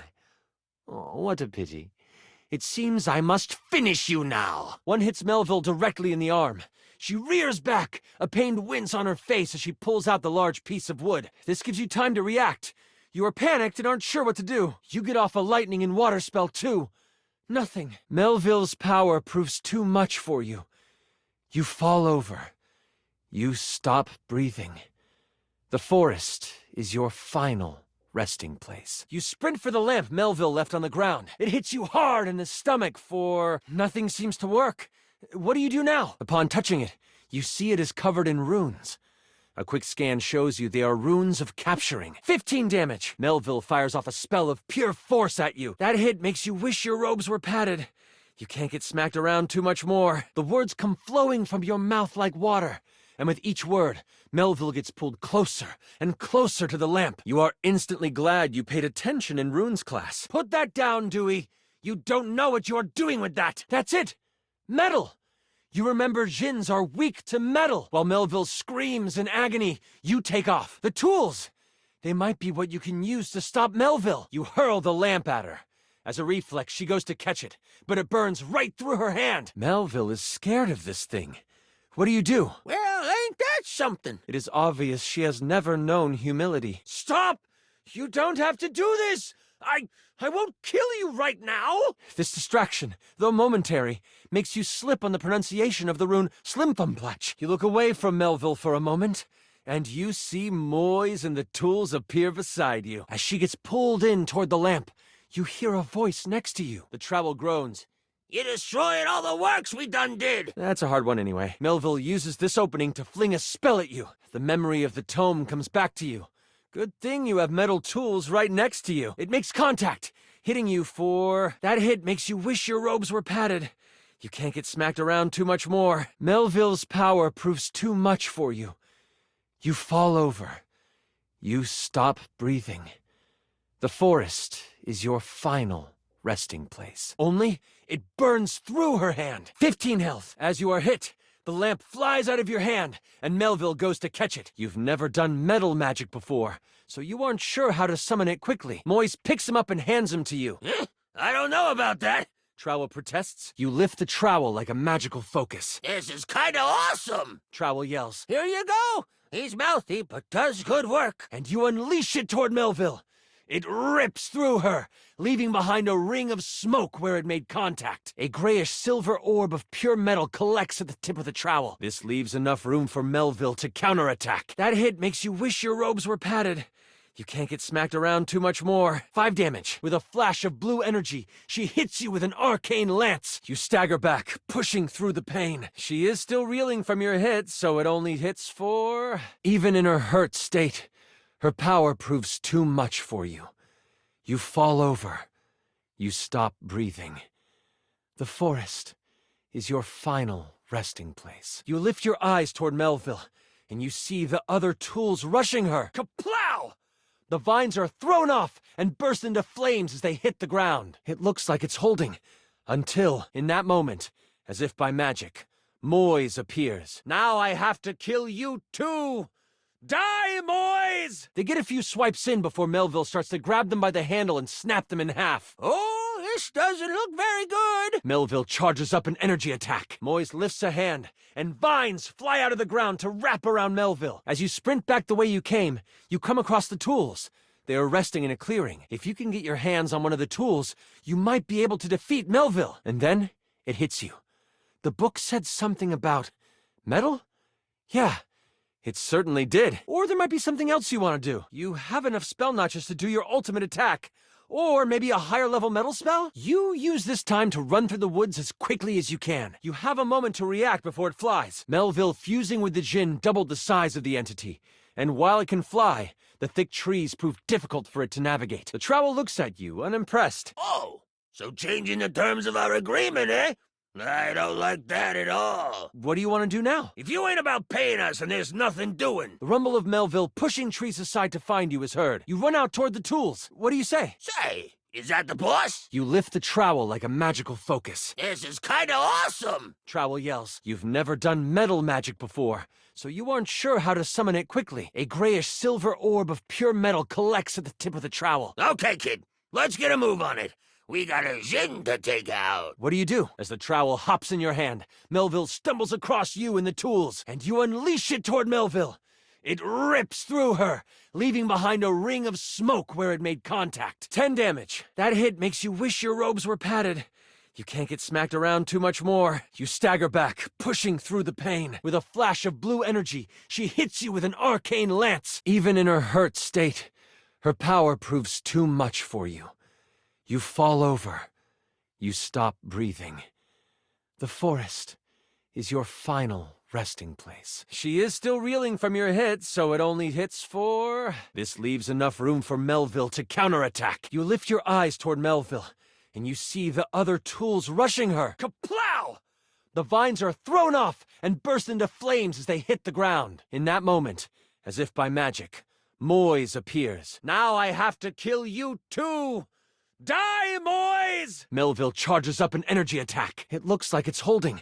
Until Moise lifts a hand, and vines fly out of the ground to wrap around Melville. Oh, this doesn't look very good. They get a few swipes in before Melville starts to grab them by the handle and snap them in half. Hey now, what's the big idea? Or there might be something else you want to do. He comes flying through the air and lands in your hands. You remember a summoning spell.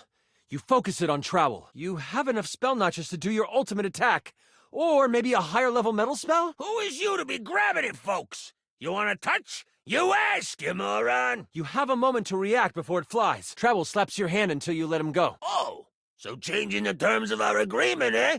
I don't like that at all. What do? The rumble of Melville pushing trees aside to find you is heard. You lift the trowel like a magical focus. Say, is that the boss? Okay, kid, let's get a move on it. We got a Jin to take out. As the trowel hops in your hand, Melville stumbles across you and the tools. I don't see how any of that is my problem, all right? A grayish silver orb of pure metal collects at the tip of the trowel. 10 damage. She is still reeling from your hit, so it only hits for... With a flash of blue energy, she hits you with an arcane lance. This leaves enough room for Melville to counterattack. This is kinda awesome. Trowel yells, and you unleash it toward Melville.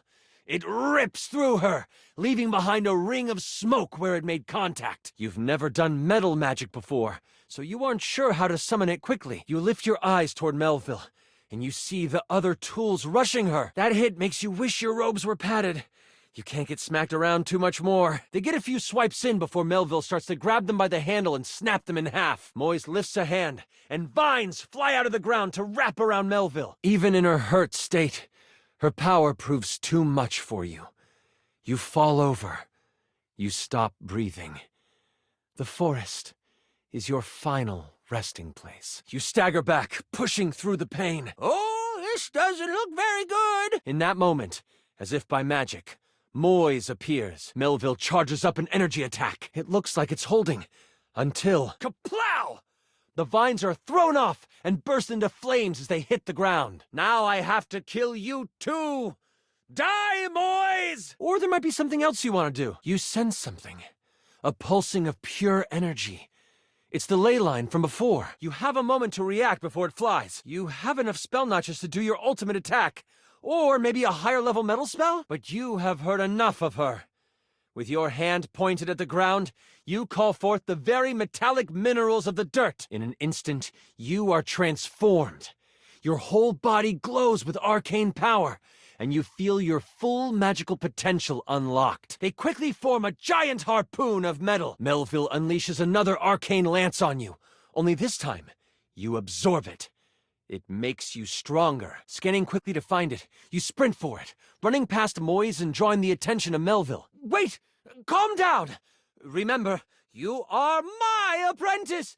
We can rule the world together! And as you unleash your ultimate attack, Arcane Eradication, you feel your power drain from the ley line. As soon as you reach it, you shove Trowel into the ground, breaking open the earth further. You have cleaned up your mess.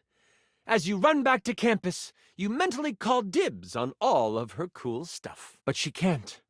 Slowly, her body melts into a pile of arcane goo. It seeps into the ground, joining the bubbling magic that lies under the surface on the ley line. Melville cries out, the spear of metal crackling and sizzling as it works through her. Trowel senses what you were trying to do. Keep fighting, guys. Show them what tools are made of. If I could, I would flunk you! But that's okay. Why? Because your attack strikes true. The giant spike slams her against a tree, pinning her to it. You simply need time to pull enough metal into a good attack. Like a movie where a rodent plays with magical cleaning supplies. There are now 2 of each tool. They are ready to fight. This is the time you and Trowel need. You focus on the garden tool, pushing until you are mentally connected with it. Motivated by Trowel's words, the tools themselves seem to rally. The broken pieces start to magically form new metal objects. You feel tiny hands wrap around yours. Moise hangs on by the handle, feet dangling because they are so short. Oh yeah! Oh yeah! Let's go! Trowel is hype and shaking with power, but you feel them pushing magical energy into the attack as well. The spade starts slamming against her stomach, and over the tools begin their offensive push. Melville lets out an unamused laugh. That is, until the twin rake starts scratching at her. You feel metal coming to the tip of the instrument. It's time. With a giant release of energy, You let it fly! But she can't. Slowly, her body melts into a pile of arcane goo. It seeps into the ground, joining the bubbling magic that lies under the surface on the ley line. You can hear the impact of the attack. Melville cries out, the sphere of metal crackling and sizzling as it works through her. You have cleaned up your mess. As you run back to campus, you mentally call dibs on all of her cool stuff. If I could, I would flunk you! As you perish, your last thought isn't about the djinn or about school. Rather, it is about the people who may suffer because of your choice to tamper with the lamp. And with that pure-of-heart desire, you feel yourself become one with the magic of the world. But as you walk towards the main doors of the school, you see a member of the spine waiting for you. And with this, you know that you will be able to help bring down the djinn in some way. Because you are now one with the forces that can change the world. You are pure energy, racing across ley lines and moving through magical focuses faster than you can fully understand. That brings you peace. And that's all you could ask for anyway. As you walk back to campus, exhausted and excited about the many tools and trinkets in Melville's office you can claim, you wonder if your days here are numbered. You fought and defeated an evil djinn. With your mentor gone, you are unsure of what your future at the school holds. You know that there are more powerful enchanters than you, and you only wish you could help fix the problem you made. I hear you took on a djinn, and won, and you used metal magic. That, my child, is a rare deed.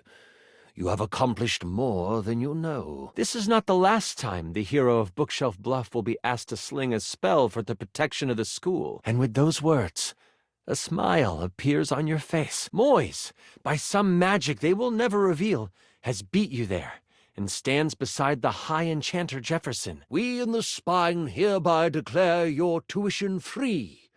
You may study under any enchanter you choose. The hero of Bookshelf Bluff must be trained up, for you have the makings of the most powerful enchanter to ever live. We shall foster your potential. But that's another story. You release your hold on the trowel, letting him tumble to the ground. What are you doing, kid? She hits you for... Oh, well, crit! That is all you have time for before Melville hurtles the attack at you. You step in front of Moise before Melville can unleash her attack. Oh no. I rolled a crit. That means she hits you for 93 damage. And in that moment, you are known by everything in the universe that ever was or ever will be. Everything is beautiful, and you are in tune with all things. I'm so sorry. You are zooming through time and space and existence, and you slam into something, and then it is black. The bright light from the attack doesn't burn out. Instead, you open your eyes to find yourself swirling in magical ether. Melville unbound your soul from the earthly plane, but in doing so, released you from pain. But wait, that's not all. You feel the magic hit your chest. I gave you all the information you needed. You see the sky. You feel grass under you. You realize you have been reincarnated. But where and who you are is a mystery to you. It's just... I worked really hard on getting everything set up and building out the story, and you open new eyes. And a voice in your head tells you that your sacrifices earned you another chance. Can I be honest with you? I hope I can. And that mystery is a story for another time. This is my fault?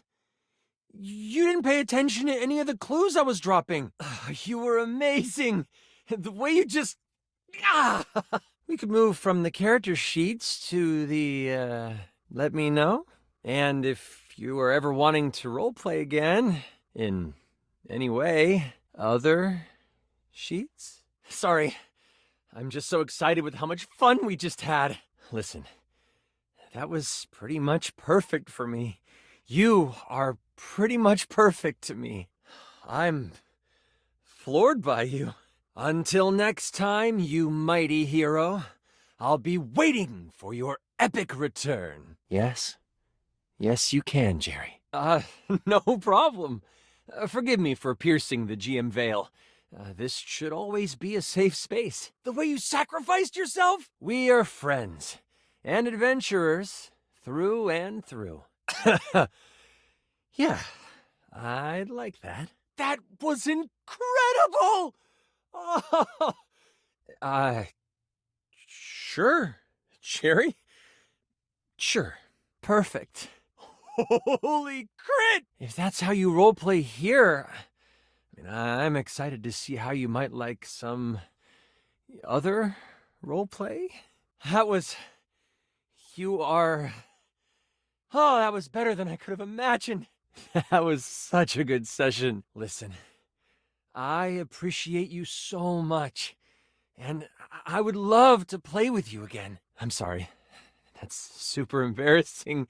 But I need to wind down because that was intense. And I'm so damn glad you sat down with me to do this. You're amazing. Listen, I appreciate you so much, and I would love to play with you again. That is so totally fine with me. But please, please, please, come see me again soon. I'd love to have you play with my dice again. Bye. So, yeah, that was, yeah. I need to wind down because that was intense. Maybe we can play a different game sometime. But at least you tried. I appreciate that part. I think I should go. Thanks for trying, and I'm so damn glad you sat down with me to do this. You're amazing. Maybe this just isn't your thing, which is fine. I'm not upset or anything. I just... Thank you for playing with me. But please, please, please, come see me again soon. That was a ton of fun. I know it might not have ended with you completing the quest, but holy crit, you were awesome for a first-timer. I'm kind of looking for someone who is willing to share in my interest. Lux will be a hotshot, using bows and arrows to strike fear into foes from afar. You two will be a great long-distance duo. Look, I can't tell you how much I appreciate you playing with me. It takes a special someone to just dive into G&G. It takes a really special friend to do that. If you ever want to roll some dice or anything, let me know. I'd love to hang out again. I'm gonna roll it to you straight. So... I'm gonna roll a stealth check and just not engage with you. And I've been tossed around before. My heart just can't take it. You must have a 0 for perception. Right, a hotshot. You shoot arrows. If you could leave, that would be great. Just leave your character sheet. You won't need it again. Holy crit, that was mean. If you were trying to hurt my feelings, you struck true. You'll be a hotshot? No hard feelings, I hope. We're done here. The campaign of us, over. It's obvious to me that when you rolled your stats as a person, you chose kindness to be your dump stat. I've been thinking about you. Maybe we can get into some fun later? Hey there, pal. Hopefully luck has been on your side. I'd love to play a game with you. And that's a crit to make me smile. You start the game with 50 hit points. If you reach 0, your adventure ends. But don't worry, I'd never play with your heart. Holy crit, you look fantastic today.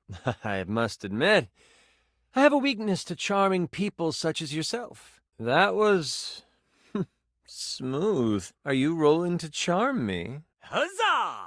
Oh, hey. Besides, this is probably too nerdy for you anyway. May every day be an adventure for you. Sorry, I'm busy building out lore. I can't really talk right now. Hey there. Wait, never mind. I know the answer to that. Holy crit, making friends can be hard. Crit. Okay, fine. Yes, it's good to see you around. Do you wanna... You are no longer an NPC. In the land of friendship, 2 people meet in a tavern. One is me, the other is you. You don't need to wear a costume. I still appreciate you trying the game out. I know it wasn't your thing, but you gave it a go. Right, okay, that's fine. I don't really know what we should talk about.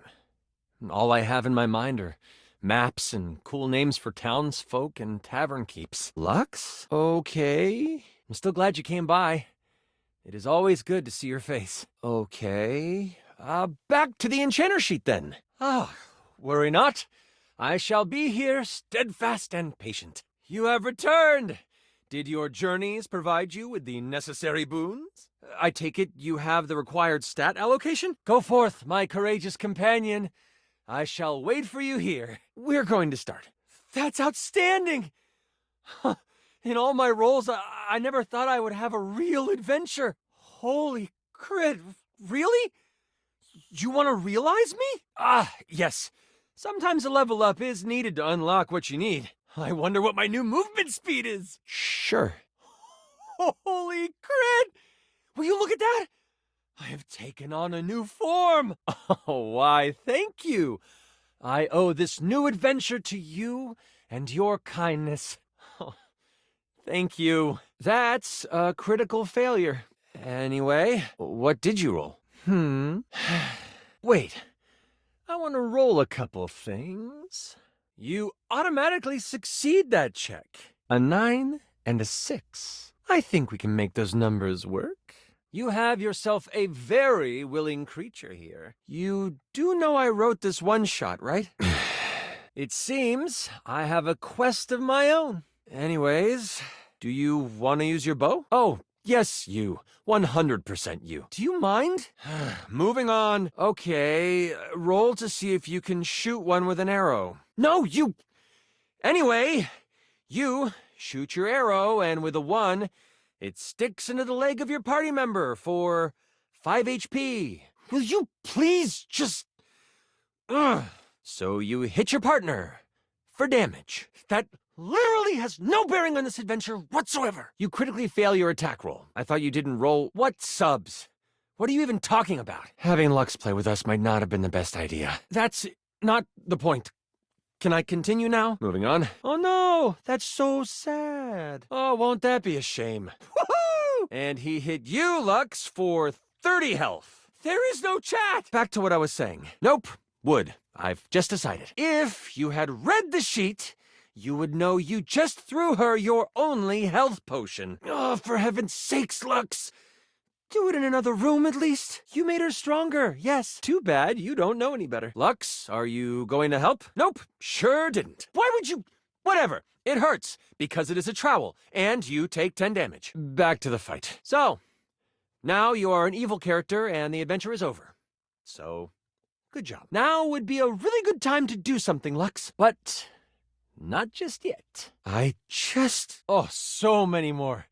So many. Oh yeah, your character dies, instantly, and no one cares. One of the tools shouts out, since I don't have any of those, I might just take a break. I need more inspiration. And the one thing that always helps with writing campaigns is... guilt and deadlines. I need more inspiration. And the one thing that always helps with writing campaigns is... guilt and deadlines. Since I don't have any of those... I might just take a break. But not just yet. Oh, so many more. So many. I think it's a good omen. Now, how do you want to do this? 1 out of 20. A very impactful chance for a D20 like myself. You sprint past, ready to finish your quest. This must be it. The location of the prince. We start our adventure at night. The wind is whistling through the tall trees at the edge of town, carrying with them the smell of pine and possibility. Ahead of you is a path that leads to a hallway pulsing with red, glowing energy. Please, sit down. This is a safe space. You stand outside, not with a queen and a prince, but with a mother and her son. They hold each other in the silence that follows the collapse. Slowly, the crickets start again. The night fills with the sounds of life. You are safe. You are all safe. First, every night, and then weekly. But eventually every month on the full moon, when the world makes the most music, the song of you is sung. Sounds a boss battle! And that continues until forever. We don't know each other, but I'm the D20 on your desk. Whoosh! He falls into the pyre. The king stumbles, rocking back on his heels. His eyes grow big. He knows he can't stop the fall. This is a sneakar ceremony to ensure that there is nothing holding their warriors back from the future, regardless of how the battle ahead may end. You start out with 100 health. I didn't craft this campaign myself, but I have some experience with these things, and I can tell you what's going on behind the suds. With your average SAS level, you're able to muster 5 damage to Dishy a turn. Your high smarts level means it'll be easier for you to dodge attacks. Dishy will only have a 50-50 chance of hitting you. Because of your enormous poise, you have a high 125 health. First off, you have some health. With your incredible sass, your attack is permanently increased by 5. Your average smarts level means that you have a 75% chance of getting hit by one of his attacks. But as you notice Dishy powering up into his final form, you realize there is a golden opportunity. The pad of +1 scouring! Your damage will be increased by 5 permanently. You can chance. A wise choice. That should give him some constant damage. Hopefully, you get through the rest of the battle.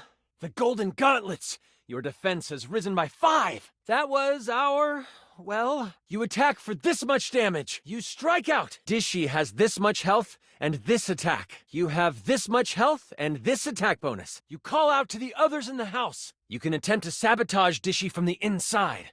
What will you use? What will you do? Let's begin! Dishy takes aim with one of his nasty appendages. Dishy attacks. Oh no! It lands!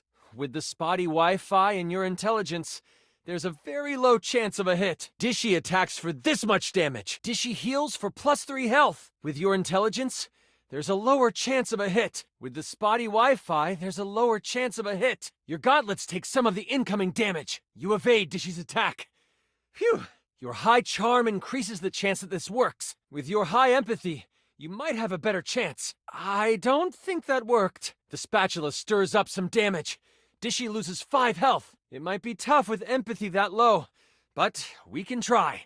Maybe not the best tactic. You feel a surge of electricity, and your power increases. A friend comes to aid you in your time of need. You are so charming that this is sure to work. A friend comes to aid you in your time of need. Your attack is permanently increased by 5. But alas, no one heard your pleas. There is a blast of lightning, but Dishy's rubber seals deflect the damage. There is a blast of lightning, and Dishy takes +10 damage. Daisuke tries to cram Dishy's bowels with baking sheets, but he slams his door on him. Daisuke slams 12 baking sheets into Dishy's bowels. Daisuke works true magic and forges a ladle of impossible potency. Amazingly, the length of your ladle is extended, increasing your attack power by this much damage. A friend comes to aid you in your time of need. Your attack power is increased to 90 damage. Dishy's attack power is severely diminished. Armed with the ladle, your attack power is increased by this much damage. At first,